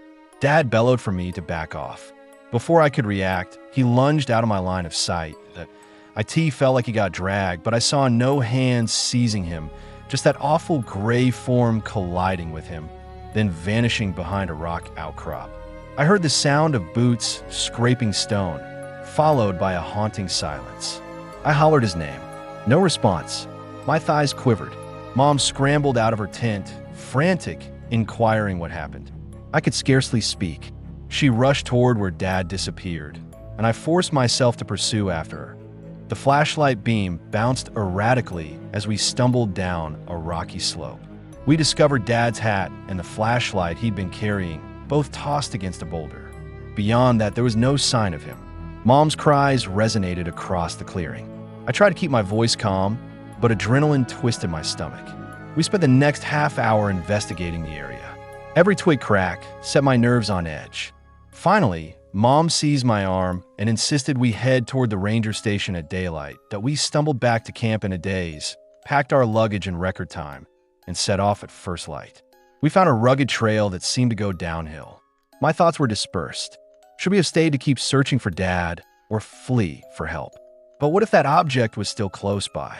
Mom exhorted me to forge forward, tears streaking her face. I was certain Dad wouldn't want us wandering alone, especially if we ended up in the path of that grotesque shape that Ikati took over 2 hours of continuous hiking to reach the main road. My legs cramped from the pace, but we waved down a passing truck. The driver, an older woman with a gentle drawl, could tell we were rattled. She let us climb in, and we explained what happened. She took us to the nearest ranger station, where I repeated our story at least 10 times. They looked at each other, uncertain, maybe suspecting that we'd seen a large cat or a black bear. But I knew the size of that shape. It was no commonplace wildlife. They organized a search team, half a dozen rangers with canines, plus a local deputy who asked me for details. I attempted to recall every detail of that silhouette. Hairless skin, impossible proportions, the rapidity with which it moved. The deputy looked skeptical, but he didn't argue. He just wrote it all down. The group proceeded out, instructing us to wait at the station. Mom and I sat there, counting seconds, jaws clenched, nerves raw. Around midday, word came back. No sign of Dad. They searched the clearing, found the same scratch markings on the trees, but no footprints that made sense. The dogs grew unsettled and refused to track. One ranger said he'd never seen them so apprehensive.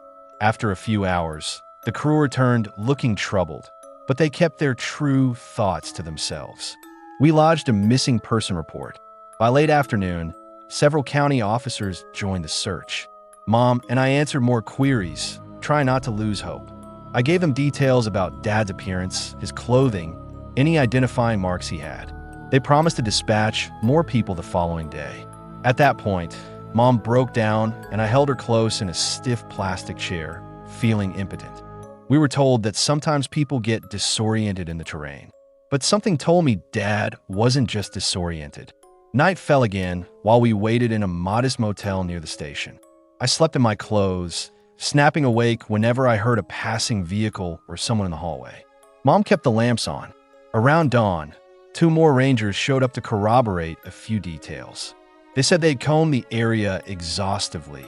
Days passed in that stupor, but Dad never turned up. Mom and I stayed for a week hopeful for news. None arrived. The official explanation eventually resolved on a tragic accident, but I knew what I saw.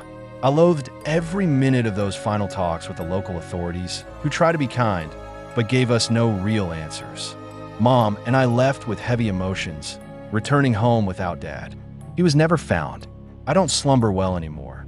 Late at night, I recollect the jarring sight of that elongated shape sliding through the trees with impossible grace. The memory creeps up on me whenever I seal my eyes, fueling quiet nightmares I keep to myself. I've kept Dad's old headwear, the one we discovered in that clearing. Sometimes I hold it, try to feel closer to him. I think back on every instant of that day, my excitement on the journey, Mom's considered concerns, Dad's playful taunting that it's all stuck in my consciousness, looping in a blur of regret and fear. I haven't returned to Mount Magazine since. My hope is that someday we'll learn the truth. But for now, all I have is the reverberation of that final glimpse. The day we lost Dad changed everything, and I'll spend the rest of my life wishing I had been fast enough to keep him from slipping away. I gripped my flashlight with shaking fingers, persuaded I'd just seen a man in the distance dragging what looked like a limp figure across the forest clearing. And deep dread churned in my stomach as I realized I wasn't alone, that my name is Walter Rodas, and this occurred back in 2010 in Tuscarora State Forest in Pennsylvania. I was stationed in that forest as a government fire lookout posted on a narrow ridge with a small cabin and a lofty tower. The place was supposed to be peaceful. My duty was simply to watch for smoke plumes, track local conditions, and radio in any potential danger. I always carried my pistol, a flare gun, and my old folding knife in case I ran into trouble with animals or had to negotiate tricky terrain. The day started like any other. I checked the tower, did a fast patrol, then settled in to scan the horizon with my binoculars. Nothing unusual, just miles of pine and hemlock that seemed to stand sentinel over an endless hush. Around midday, my friend and fellow ranger Darren Lee arrived on his ATV, bearing fresh supplies and a bit of company. Darren was a sturdy man with a knack for jokes, the kind that could make you laugh even when you didn't want to. He flung me a bundle of new rations and asked if I'd seen any suspicious activity. I shrugged and told him everything looked tranquil. We shared a quick lunch, cracked open a pair of sodas, and chatted about his new assignment on the other side of the ridge. An hour later, he headed off, promising to check in at twilight. After a while, I climbed the tower steps to get a better view. That was when I spotted something unusual in the far clearing. A tall figure standing close to the tree. I tried zooming in with my binoculars, but by the time I got them in focus, the person had disappeared. It struck me as unusual, but hikers did come through occasionally, so I dismissed it as a lone adventurer. An hour passed without incident. I stepped down from the tower and walked back to my lodgings to file a routine report. Then I heard a faint murmur that almost sounded like a shout. I paused, listening. The sound didn't recur. My heart thumped a little harder, but I reasoned it might just be my imagination or some distant call reverberating off the slopes. Still, I decided to check it out.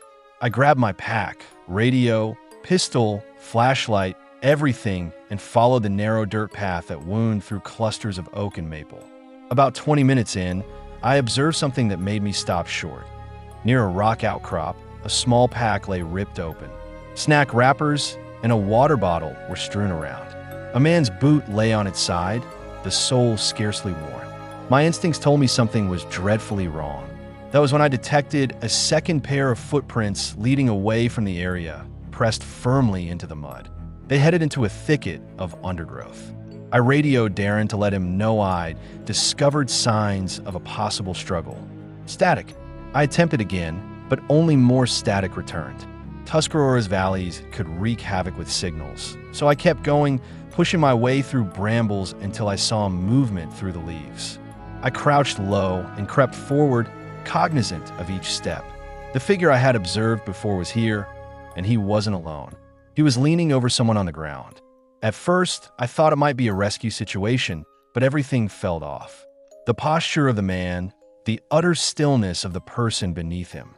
I kept concealed, sliding behind a large tree trunk, heart pounding so loudly I worried he'd hear it. He rose to his full height, revealing a lanky build and a gaunt visage etched with deep creases. He wore tattered camouflage trousers, a battered leather jacket, and heavy boots caked in dirt. Black hair hung untamed around eyes that burned with a feverish intensity.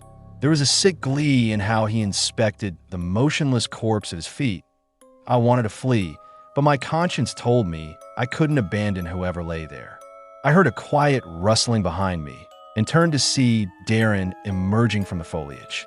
He made the slightest gesture for me to keep still. We locked eyes, both comprehending we had stumbled upon something we weren't supposed to see. Darren eased his shotgun off his shoulder, and I reached for my pistol, praying we could get the edge on this stranger.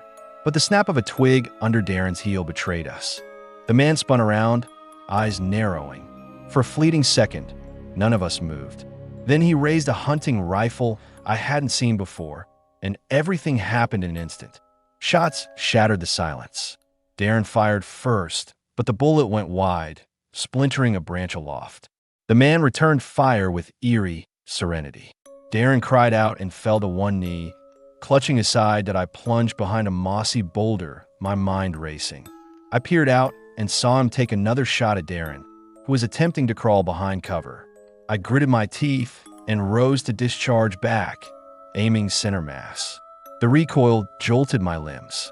He wrenched aside, staggering but still standing. I heard him curse, and then he pivoted toward me, visage twisted in a horrifying smile.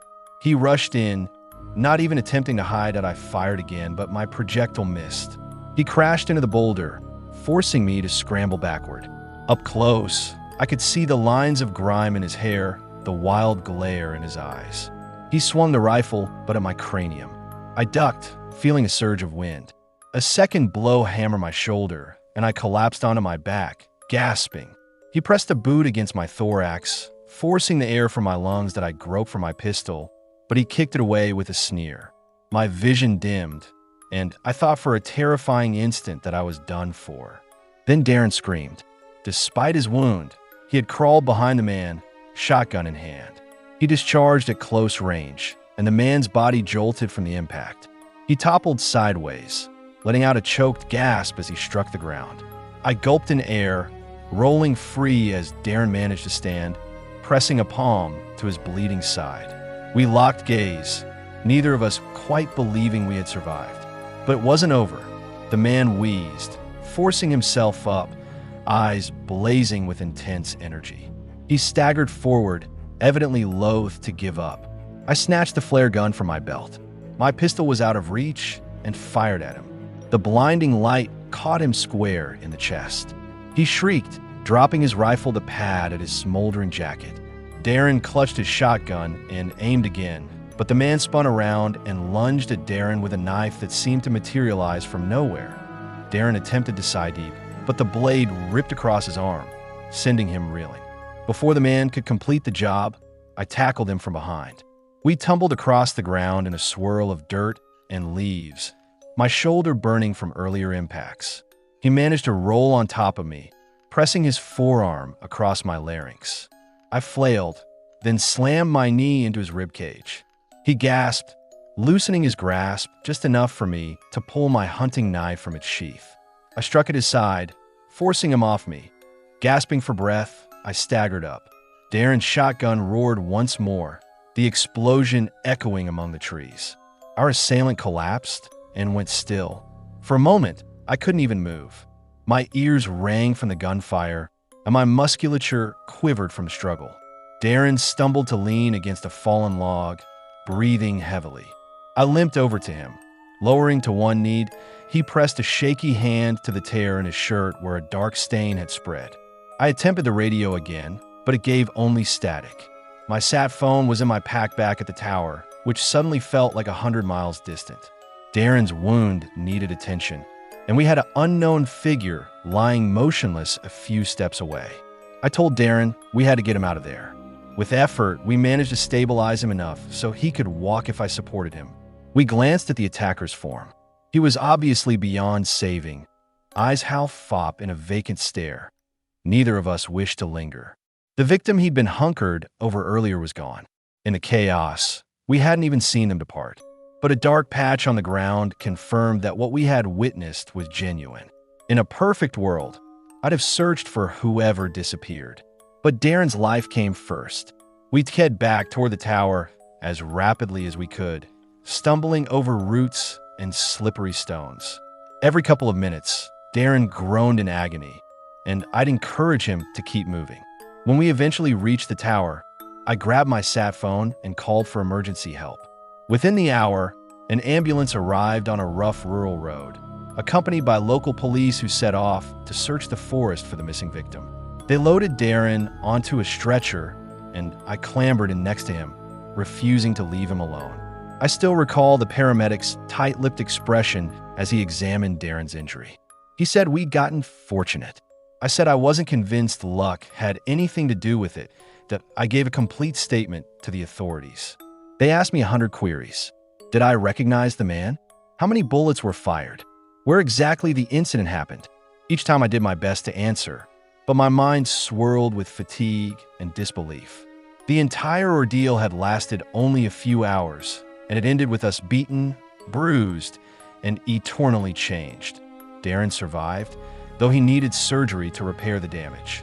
The investigators never discovered the missing hiker, and the more they searched, the more mysteries seemed to sprout. All I know is that the tall stranger started a nightmare in those woodlands, and he nearly claimed us too. I can't dislodge that final glimpse of his furious eyes as he refused to surrender. That single moment still rides with me, seared into my memory, reminding me how quickly life can shift into horror when you least expect it.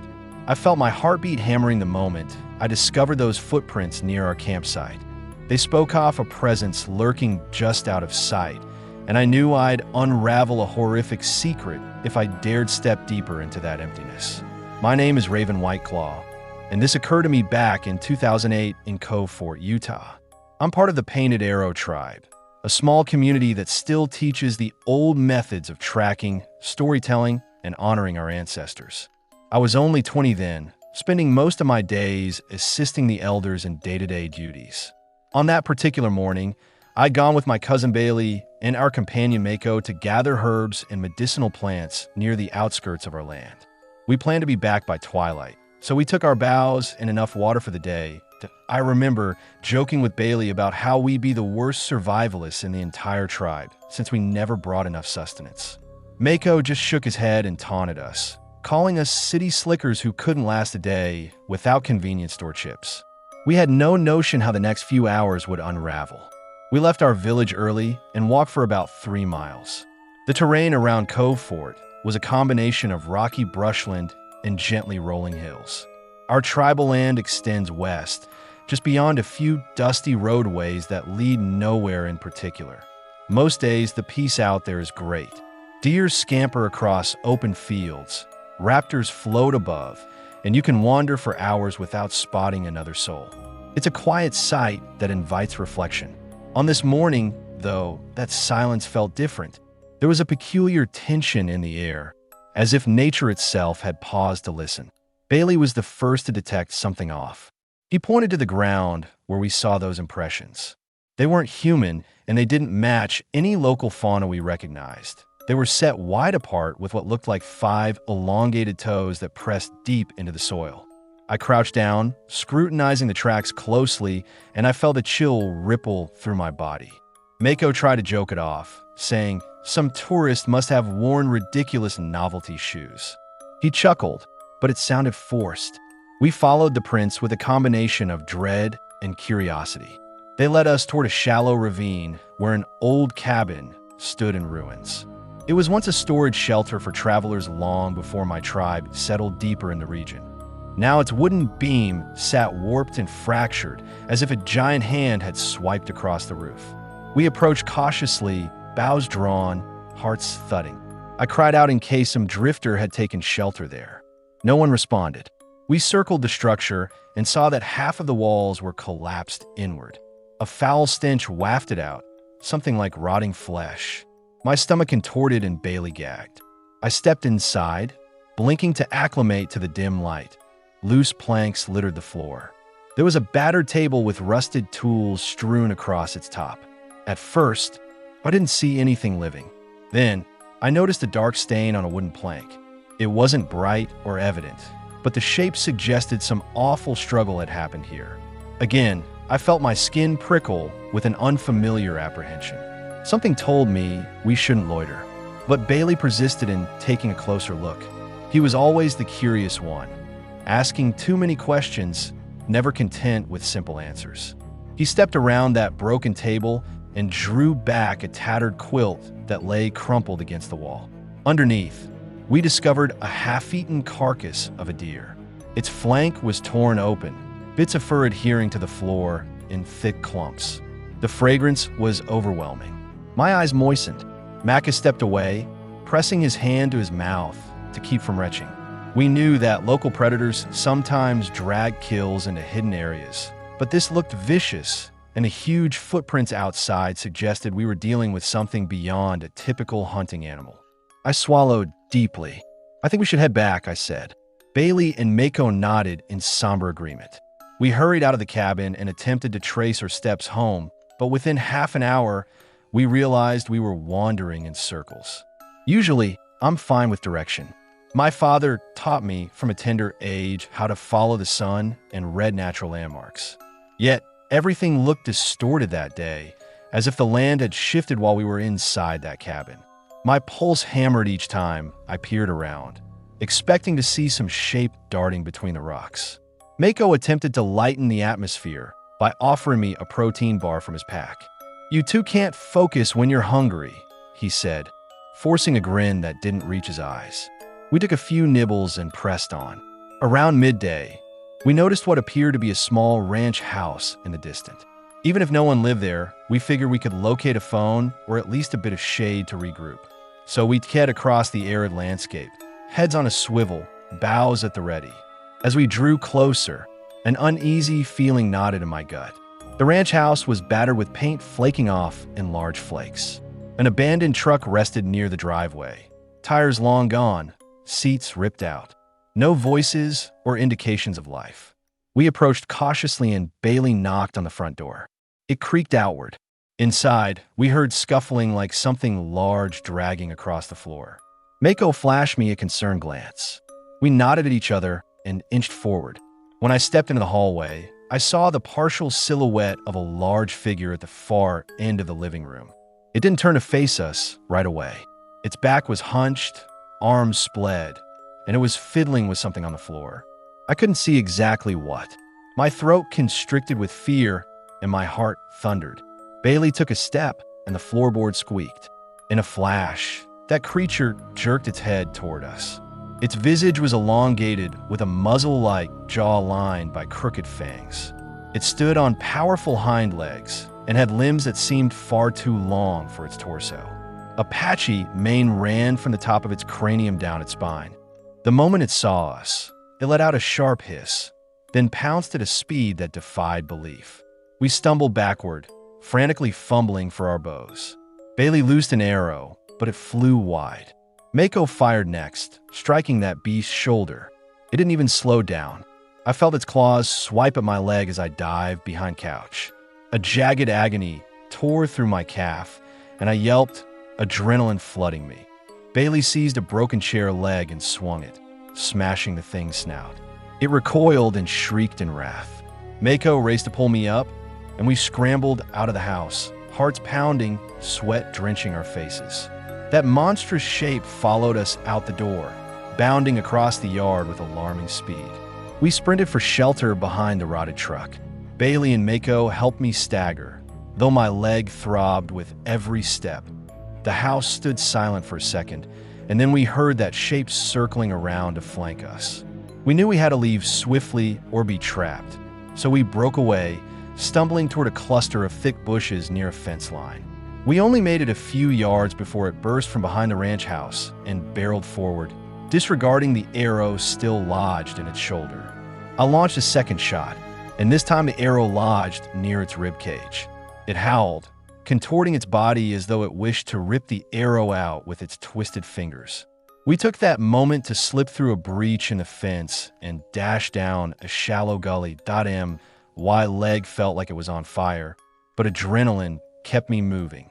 Bailey led the way, scouring the horizon for any sign of the main road. Mako fell behind to keep watch, arrow poised. Every time I peered back, I half expected that monstrous silhouette to be right on our heels, but it seemed to vanish as soon as we entered the gully. Maybe it was circling around or waiting for a better opportunity to attack. We pressed on for another mile, stumbling over loose stones. Then, by some miracle, we heard a vehicle engine. Mako scrambled up a small slope and waved at a rancher who was driving along a dirt track. The man pulled over, alarmed to see us in such a state. He helped us climb into the rear of his pickup and drove us to the nearest gas station. There, we finally recovered our breath, patched up my leg, and used a phone to call home. My mother wept when she heard what transpired, and the elders insisted we return to the village at once. We told the rancher about that monstrous thing, but he just gazed at us, uncertain whether we were delirious or telling the truth. We couldn't fault him. When we reached the Painted Arrow village, Bailey and I recounted every detail to our elders. Mako's face remained pale the entire time, like he was running the events through his mind on repeat. The elders listened silently, a few exchanging uneasy glances. One of them, Gray Otter, recalled old legends about a twisted beast our ancestors purported to have encountered generations ago. They believed it to be a sign of unrest in the spirit world, an omen that commanded caution and respect, that we never found firm proof beyond those footprints and the injuries we suffered. The deer cadaver in that cabin served as the only tangible clue, but authorities chalked it up to a feral animal attack. Bailey and I knew better. We'd seen the impossible. We'd smelled that rancid breath and felt those talons tear at our skin. It wasn't a figment of our concerns. It was genuine, and it was out there. This day, we keep a vigilant watch on our lands. A few nights each year, I wake to the memory of that face, and I reach for my bow, heart racing, convinced it has come back to finish what it began. Yet, I've never seen it again. Maybe that creature wandered off to another remote corner of the country. Maybe it still roams the boundaries of our territory, watching from a distance we can't perceive. All I know is that the elders call it the Galai. That name alone is enough to make me keep my guard up every time I walk outside after dusk. Trees cracked behind me as heavy steps drew closer, and I knew I had only seconds to determine if I would fight or run. I tightened my grip on the flashlight, heart hammering, every sense screaming peril, every breath jagged. My name is Travis Whitfield, and this happened back in 2009 in Morgan Monroe State Forest, Indiana. I was the weekend ranger designated to patrol the northern section of the forest where ancient oaks and hickories stretched over narrow trails. I arrived early that morning, cranked up for a long day of checking camping permits, ensuring people respected the fire regulations, and clearing fallen branches after a recent cleanup order. I'd never been easily spooked, but there was something about the stillness in those forests that morning that made me uneasy. I tried to put the sensation aside, telling myself I was just worn down from weeks of busy shifts. Around 8, I hiked half a mile west to a campsite where a fisherman named Mr. Riley had set up the night before. I found his tent standing open, clothing scattered on the ground. Nobody answered when I called his name. I assumed he was off by the lake, so I picked up a crumpled flannel shirt and left it on a stump, hoping he'd return shortly. Still, my nerves refused to settle, and I kept glancing around as if I expected someone to sidle up behind me. I pressed onto the lake, scanning the rippling water for any trace of a boat. Nothing. The morning sun reflected off the surface, and I peered as I followed the shoreline. Eventually, I noticed a battered old cooler floating near the reeds, lids ripped off. My first thought was that a raccoon got hold of his food, but I couldn't escape the sense that something bigger was at play. I radioed the station, letting them know the fisherman was missing, but they told me there had been no sign-ins or contacts. So I set out on foot to seek. About half a mile uphill, I discovered broken branches and a shallow trench carved into the soft earth. It looked like something weighty had been dragged across the ground, but I couldn't be certain. I followed the trail into a thicket where sunlight scarcely reached. My boots crunched dead leaves, and the sudden stillness pressed in on my ears. I paused and held my breath. The forest was so silent I heard my pulse. Then a branch split somewhere deeper in the woods, and the hair on my neck stood on end. "Is anyone there?" I called, voice tense. No answer. I tried again. "Mr. Riley, if you need assistance, say something." Still nothing. I decided to keep going, shifting the rifle on my shoulder. That was standard gear for my rounds, mostly to scare off wild hogs or to handle a stray coyote. I never expected to use it on anything else. A few minutes later, I found what looked like a small bit of cloth snagged on a thorn bush. It was the same plaid pattern as the shirt I'd seen earlier. My stomach twisted and I whispered, "Hang on, Riley. I'm going to locate you." Except my voice was trembling. I plowed on, scanning every trunk, every branch. A stench hit me, sharp, rancid like raw meat left to rot. I pinched my nostrils and forced myself forward, but the smell only grew stronger. Suddenly, I heard a muffled groan. It sounded human. I rushed between twisted oak roots and found Mr. Riley lying flat on his back, eyes half open, clothes shredded across his midsection. He still breathed, but it was ragged. I knelt beside him, tried to get him to talk, but he was barely conscious. "Hold on," I said, rummaging for my radio. When I pressed the transmit button, all I got was static. The tall trees must have blocked the signal. He gripped my arm with surprising strength. His lips moved, but I caught only fragments. Something big can't face. I propped him against a trunk, tore off my bandana, and tried to stop the bleeding the best I could. His eyes glazed over, and I felt frantic and useless. I needed to get him real medical assistance. I told him I'd be right back, that I was going for the nearest unoccupied spot to use the radio. The instant I stood up, I heard a harsh snarl echo through the brush. It made me pause. Mr. Riley's eyes rolled back, and I saw sheer terror in them. Branches swayed and foliage rustled in the distance. I peered around, rifle ready. Nothing moved except the wind-tossed vegetation. Another snarl sliced through the air, closer this time. My heart raced. In that instant, I realized I wasn't interacting with any normal animal. The grunt had a peculiar scraping edge I couldn't place. It was almost as if the forest itself spat out an abomination intent on feeding. I can't explain how I knew, but I suspected it was behind the stout trunk to my right. I spun around, pressed my back against Mr. Riley to shield him, and caught a glimpse of a tall shape stepping from the shadows. It stood on two legs with a torso clothed in stringy mottled hair. Its limbs hung longer than any human's, and the face was broad and twisted, jaw uncomfortably wide. Its eyes were deep-set, black, and darted back and forth as if assessing every angle. For an instant, time seemed to slow. My breath seized in my bosom. I took aim. My voice was scarcely steady when I shouted, "Stay back." It bared a mouthful of misshapen teeth, drool dripping from the corners. Without warning, it lunged forward, jerking in an unnatural blur of motion. I managed to squeeze the trigger, and the echo of the bullets sliced the silence. The thing staggered but didn't tumble. It retreated behind a stand of undergrowth, letting out an appalling shriek. I blinked perspiration from my eyes, hearing my pulse throb in my ears. "Hang on, buddy," I muttered to Mr. Riley, though I doubted he could hear me. I dragged him to a thicker patch of shrubs, hoping to keep him concealed while I tried the radio again. Still static, I considered firing another round in the air for help, but I was too afraid that monster would charge before I got the opportunity to run. Instead, I scanned the trees, seeking for any sign of it. The forest had gone silent again, which felt worse than the shrieking. "Ranger Whitfield, do you copy?" A voice abruptly crackled through my radio. It was faint, but I grasped the device like a lifeline. "Requesting your status." "Over." Relief overwhelmed me. "I have a man down," I murmured. "We're in the northern sector near the big Oak Ridge line. I need immediate medical and support. Something assaulted him." "Over." Silence, then an unintelligible response. "Stay put. Heading your location." "Hold on." Not much to do except wait, but my patience was shredded. I glanced at Mr. Riley. He wheezed. eyes locked in astonishment. I had to keep him alive.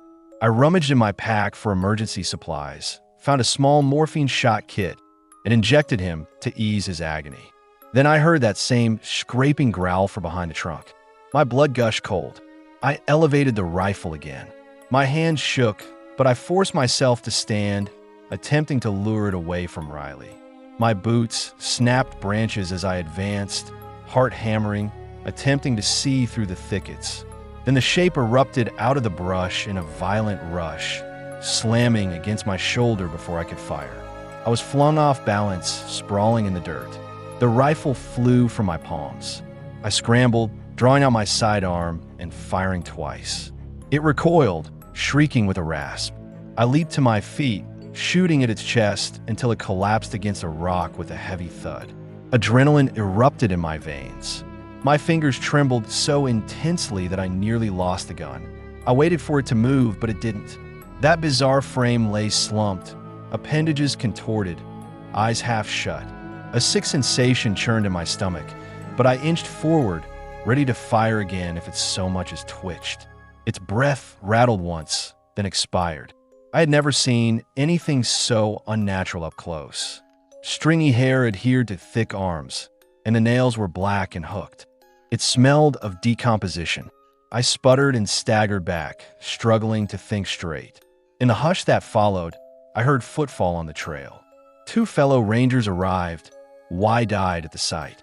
"Holy heck, Travis," one said, covering his mouth. "What is that thing?" I just shook my head. I couldn't speak. A third ranger, breathless from sprinting, knelt by Mr. Riley and started first aid. Somehow, we got him onto a stretcher, radioing the paramedics to meet us at the trailhead. He clung to life, but he needed a hospital. I wasn't sure if he'd pull through. We covered that awful carcass with a tarp. My supervisor radioed the authorities. We had no clue what explanation they'd cook up, but I knew that if any official statement came out, it would say unknown accident or bear incident. No one would ever believe the truth. Park management told us to keep quiet, warning that any talk about monstrous things in the forest would damage tourism or brand us as lunatics. Mr. Riley survived his ordeal, though he moved away and never contacted us again. All I know is that I see the forest differently now. I still patrol, still guide hikers, still watch the trails. But that morning showed me there's always something we can't explain until it's staring us in the face. Once I had proof in front of me, once I felt that strength smashing into my shoulder, all my rational explanations vanished. I keep my rifle loaded and my nerves on a hair trigger. Sometimes I think about how many footprints might go unnoticed among the oaks, how many secrets remain hidden in the undergrowth.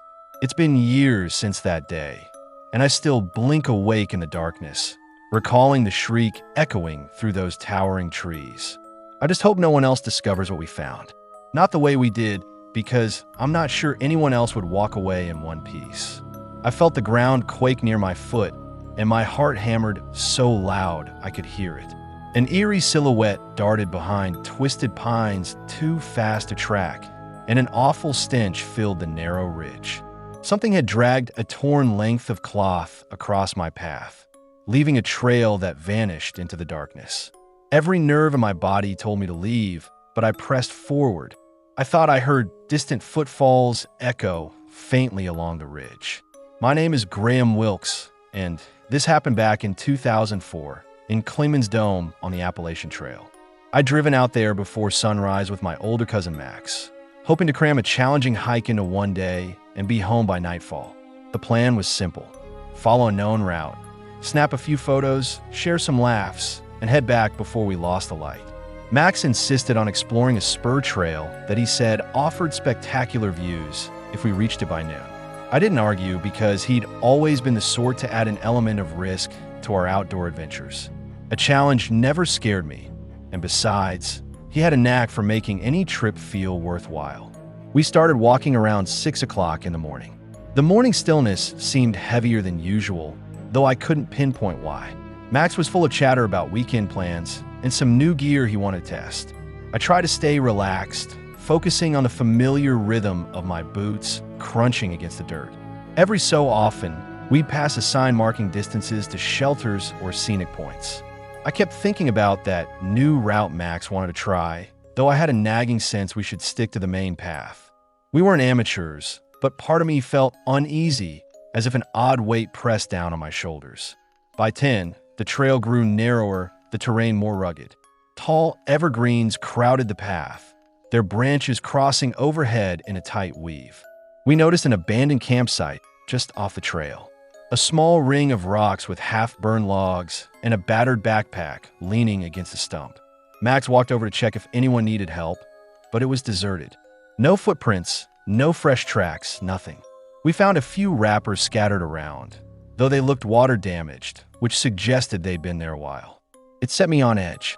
There was a faint smell in the air, sour and sharp, but I dismissed it, figuring it might be food gone bad. We resumed hiking, and everything felt normal again for a stretch. Max made jokes about the questionable condition of the old pack. I forced a laugh, but an unsettled feeling gnawed at me. I catch glimpses of movement out of the corner of my eye, as if something darted from tree to tree. The shadows in that dense forest had a way of playing tricks, so I told myself it was just nerves. Then Max gripped my arm. He pointed ahead to the left side of the trail. We both saw it, a faded scrap of clothing pinned to a bramble. It looked ripped and stained, but it wasn't wet enough to have been through a recent storm. And that same awful smell hung in the air, even stronger now. I told Max we should turn around. We'd done enough hiking for one day, but he wanted to push on to the spur. We argued in hushed voices. I raised my voice a notch, told him we weren't prepared to handle an emergency if someone was hurt out there. He insisted that we were no rookies and that giving up would be foolish without more evidence of danger. In the end, we compromised. We'd head another mile forward, then circle back if we found nothing. I was uneasy, but I told myself we'd be fine so long as we stuck together. We pressed on. Each step seemed to echo too loudly in the hush of the forest. At one point, we heard what sounded like snapping branches off to our right. Max whispered my name, eyes wide, and we paused. I peered into the thicket and spotted a flash of brownish fur or hair. It was tall, whatever it was, at least as high as my shoulder. It moved in a jerky motion, as if it was struggling or thrashing. Then it vanished behind a line of broad trunks. We stood frozen, hearts pounding. Max slowly pulled out a small pistol he carried for protection, the kind that might scare off a wild boar. He held it low, but ready. We moved with careful steps. My mouth went dry and my pulse thundered in my ears.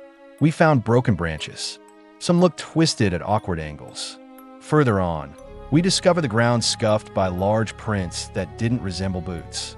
Max and I exchanged worried glances. This was no deer or black bear. The spacing was strange, the shape of the track elongated. I wanted to call out to see if anyone else was around, but fear gripped my throat. We followed those bizarre prints a short distance, almost against our better judgment. By then, time felt slippery. The sun overhead told me it was close to noon, but it felt as if we'd wandered an entire day. Up ahead, in a small clearing, we glimpsed a pale figure lying between the roots of an ancient tree. We crept closer. It was a man's body, or what was left of it. He wore shredded hiking clothes, and his limbs were bent in ways that made my stomach churn. There was no movement, no sign of life. A swath of dark stains across his torso hinted at what had happened, though I tried to force the thought away. Max muffled a horrified gasp. We both stumbled back.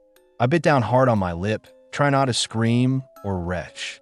I'd never seen anything like that in my life. We needed to leave, get help. But as we turned, we heard a low, snuffling sound like something inhaling sharply. It came from behind a patch of boulders nearby. My skin prickled. Max lifted his pistol with trembling hands and motioned for me to move.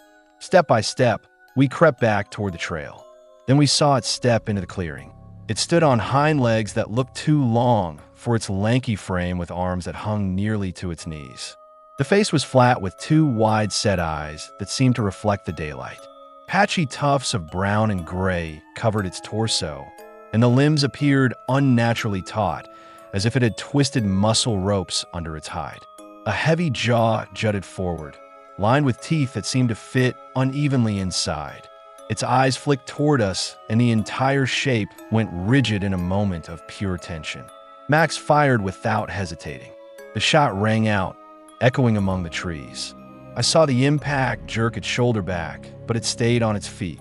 A wet hiss slipped from its mouth, and the next instant it rushed forward in erratic bounds, covering ground much faster than I expected. Max fired again. I heard a snap, metal clicking on empty. He'd only brought a handful of rounds in that little sidearm. I grabbed Max, and we sprinted downhill, weaving between trees. My breath came in ragged bursts, and I fought to keep my balance on the uneven earth. We crashed through underbrush, hearing thrashing behind us. At one point, Max tripped over a loose route, nearly dragging me down with him. He scrambled up, left elbow bleeding, eyes wild with panic.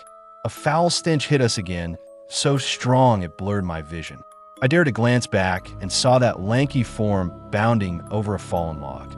We pushed harder, not caring about the noise we made.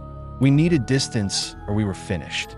After what felt like an endless scramble, we burst into a wider path, one that looked more maintained. We had no idea how far we'd come from our original route. The forest stood silent for a moment. Then we heard something crash through the undergrowth a few dozen yards away. Max grabbed my shoulder. "This way," he shouted, pointing to a slope that led downhill. I nodded, hardly able to breathe. We half ran, half slid until our legs burned and we had to slow. My eyes darted left and right, expecting that horror to leap out any second. We emerged into a narrow clearing near some rocky outcroppings. Our plan was to keep going downhill until we reached a known trail, or with luck, a road. Max fumbled for his phone, but there was no signal. We looked at each other in despair. Then we heard again, that sharp, heavy breathing. I saw movement behind a cluster of pines. It was there, dripping a dark fluid from its wounded shoulder. It leaned forward as if sizing us up. Max lifted the pistol, though I knew it was empty. The thing charged, and I reacted on impulse. I spotted a loose rock the size of a melon, seized it, and hurled it as hard as I could at its head. The stone struck with a thud, knocking it off balance. That half second of confusion was all we needed. We spun around and dove through a narrow gap between boulders. My jacket caught on a jagged edge, but adrenaline powered me forward, ripping the fabric free. We scrambled up the opposite side of the rock formation, each breath like fire. When we looked back, we saw that shape thrashing, trying to wedge itself through the gap. Its arms stretched out, clawing at stone. I thought it might break through, but the angle was too tight. A frustrated snort erupted from its twisted jaws, and it rattled a broken limb of a tree against the rock. Max yanked me away, urging me to keep moving. We raced down a slope thick with vines and briars, ignoring the scratches on our shins. At last, we stumbled onto a recognized portion of the main trail, one that had signage and clear markers. Relief coursed through me. We pressed forward for another mile, maybe two, not caring how many times we stumbled. Finally, we came upon a group of day hikers. At the sight of them, we nearly collapsed, urging them to stay back from where we'd emerged. Some folks offered water and tried to get us to explain what had happened, but all I managed were gasps about attack and a dead man we'd found. Someone used a trail phone at a ranger station a short walk away to call for help. We ended up huddled in a safe area while rangers organized a search. Ambulances arrived and medical personnel checked us over. Max needed stitches for his elbow. I had cuts on my hands and forearms. We got out of there late that evening, arms covered in bandages, minds spinning with questions. The authorities took our statements, but gave no solid answers. They said they'd investigate, that maybe it was a freak incident with a wild animal we couldn't identify. I didn't argue. I just wanted to leave and never return. Before I left, a stern-faced ranger told me to stay reachable. They would keep me informed if they discovered anything, though I never heard a definitive update. I remember stepping into my car and gripping the steering wheel so tightly that my knuckles turned white. Max stared at the windshield, face pale, arms trembling. We drove without speaking for a long time. By the time we reached the highway, my hands had started to steady, but my heart still pounded in my chest. As we approached civilization, I promised myself I'd never chase remote trails again just because someone told me there was a nice view. I exhaled when I finally turned into my driveway, and that single breath felt like I'd just released a lifetime of dread. I shot up from behind that boulder, hands trembling, hearing frantic footsteps across the trail, certain I'd be torn apart if I moved too slowly. Everything hinged on one fragile decision, and time was running out faster than my courage. My name is Bill Farnham, and this happened to me back in 2009 in Laramie, Wyoming, during a simple day hike that was supposed to clear my head and get me home in time for dinner with my daughter. I'd driven up from town before sunrise, hoping to test a newly charted trail near the forested outskirts. Nothing fancy, just an unmarked footpath some local amateur hikers had praised over coffee at a diner. My wife had teased me about my love for maps and unpaved routes, and I told her I wanted one last big adventure before the summer ended. I parked near a cluster of bent pine trees, double-checked my pack, and set off with a confident stride. I remember feeling proud that I was in better shape than I'd been in years. The trail dipped into a narrow gulch before climbing along the side of a slope dotted with scraggly undergrowth. About an hour in, I met a man named Todd who was consulting a crumpled map at a fork in the path. He wore a broad-brimmed hat and carried an old aluminum canteen. We got to talking, discovered we'd both heard about the place from the same diner, and decided it might be safer to stick together. We made jokes about not wanting to get lost, even though we each had decent navigation skills. For a while, we walked companionably, trading stories about odd jobs and past hiking misadventures.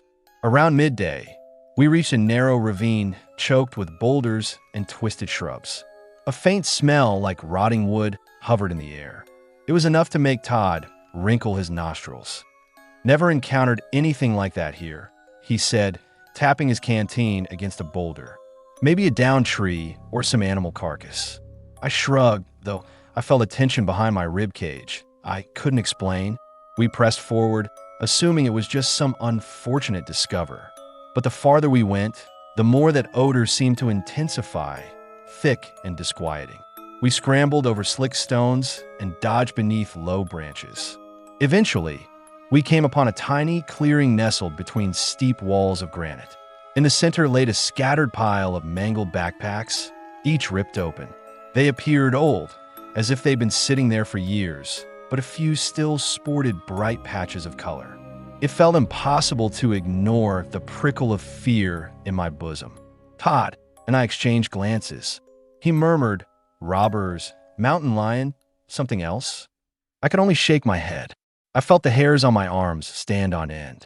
We decided we should leave immediately, but curiosity tugged at me.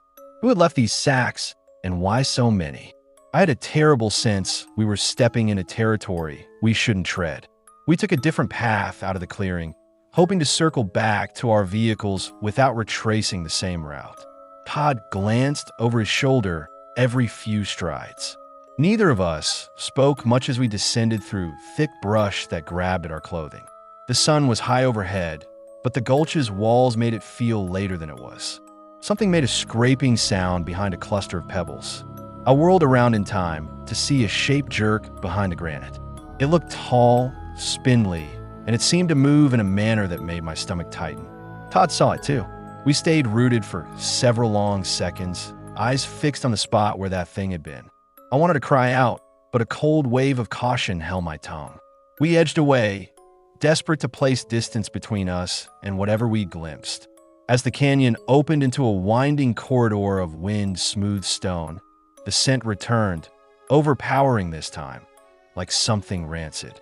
I pressed an arm against my nose, and Todd did the same, whispering, "We got to move faster." We picked up our pace and tried to locate a vantage point, but the rock walls pinched around us. At one twist in the path, we heard a sudden snap of branches and a thud that shook the ground. It was close, too close, and it sounded like a large presence had just plummeted onto the trail behind us. We both fled. I hardly remember how we navigated that next stretch of terrain, but I recall stumbling, my knees banging against stone as I attempted to keep pace. Todd would pull me up whenever I lagged. We found a narrow passage that cut abruptly uphill, and we hoped it might lead to an upper ridge where we could get some sense of direction. Halfway through that ascent, Todd gave a strangled yell. I turned to see him struggling to keep balance, while something tugged at his pack from behind a craggy outcropping. He managed to slip out of the straps and tumbled forward, landing near my feet. His eyes were crazed with panic. We saw the pack vanish behind the rock in a jerky motion, but we caught a glimpse of a long, sinewy limb, a brittle arm perhaps. My pulse hammered in my ears, and Todd muttered, "What was that?" I seized his shoulder and pulled him further up the passage. Neither of us needed to debate the peril anymore. At the summit of the incline, we reached a plateau scattered with loose gravel. I stumbled over a few small stones and nearly pitched onto my face. Todd seized my wrist, and we stumbled across that flat ground until we found a crooked pine jutting from the edge. The view would have been breathtaking if we weren't gasping in dread.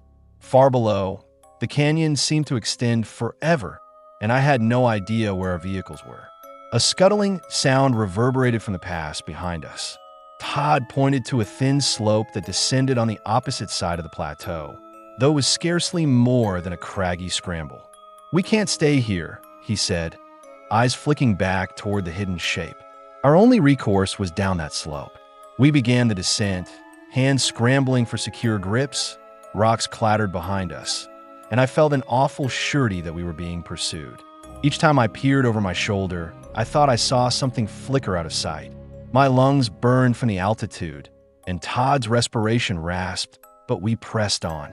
When we reached a wide ledge, we found a narrow entrance to what appeared like a shallow cave.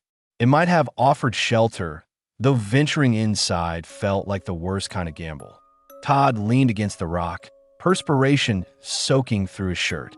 "I need a second," he panted, eyes flitting to the slope we just descended. My nerves were raw, but I nodded and surveyed the ledge. I noticed faint scratch markings on the rock, as if something with slender fingers had dug into the stone. We had no time to loiter. That shadow moved at the edge of my vision again, but this time it was close enough that I caught a glimpse of its visage. It was pale, almost colorless, with profoundly sunken eyes that glinted in a way that made my stomach churn. I muttered under my breath. Todd let out a stifled noise and gestured urgently to keep going along the ledge. Our only route forward was across a narrow path that hugged the cliffside. We clung to the rock wall, stepping sideways, hoping not to slide into the abyss below. My pulse pounded so hard I could feel it in my throat. Then a scraping hand came around the edge of the rock, followed by a slender shape that snapped forward with inconceivable speed. I lurched sideways, almost toppling. Todd shouted my name, but I could scarcely hear him over the roar of my own panic. I braced myself against the wall and grasped a loose branch jutting from a crack. I swung it at that gaunt figure, connecting with a sickening impact that sent it reeling. Todd grasped my arm, and we sprinted around the curve of the ledge. The thing behind us scrambled to follow, its extremities scratching against stone. We spotted a final descent, a steep path down a scree-filled field that angled toward what I hoped was a valley exit. No time to strategize. We launched ourselves downward. Rocks skittered under our footwear. My ankles buckled, and Todd seized me to keep me from sliding uncontrollably. The shape appeared at the crest behind us, a silhouette in the midday sun, limbs too long to belong to any normal person. It hesitated, then began picking its way down with a peculiar halting gait. Todd and I half ran, half fell, disregarding the jolts to our knees. Every part of me wanted to collapse, but I refused to stop. I suspected that if we paused, even for a heartbeat, we wouldn't get out of that location alive. At the bottom of the slope, the debris field leveled into a brushy terrain. We plowed through the undergrowth, desperate for any sign of civilization. Then, like a miracle, I caught sight of a gravel road just beyond a line of cracked fence posts. We tore through brambles, scrambled over the fence, and found ourselves on an old ranch road that eventually connected to the main highway. I glanced back once. Nothing happened. We didn't wait around to learn more. We flagged down a passing truck, and the driver stared at us like we were half crazy. Todd and I couldn't manage a straightforward explanation. We both murmured about something unnatural up in those rocks. The motorist drove us to a local sheriff's office where we filed a shaky report about missing backpacks, unexplained assaults, and an unidentifiable inhabitant of that canyon. The deputy vowed to investigate, but his expression told me he thought we'd imagined half of it. By late afternoon, Todd and I parted ways in the station's parking lot. We didn't disclose much beyond a look that said we'd never speak of this again. I drove home in silence, replaying those frenzied moments, pondering if what we'd seen was the cause of all those abandoned packs. I don't go near that section of Laram's periphery anymore, and Todd never contacted me again. I'm stranded with a quiet acceptance that some parts of the wilderness conceal things we can't name. The memory no longer controls my life, but I still keep a spare trail map in my glove box and a firm vow to never stray too far from the well-worn path. I've ceased searching for answers, but I'll never stop feeling that haunting question every time I drive past those mountains.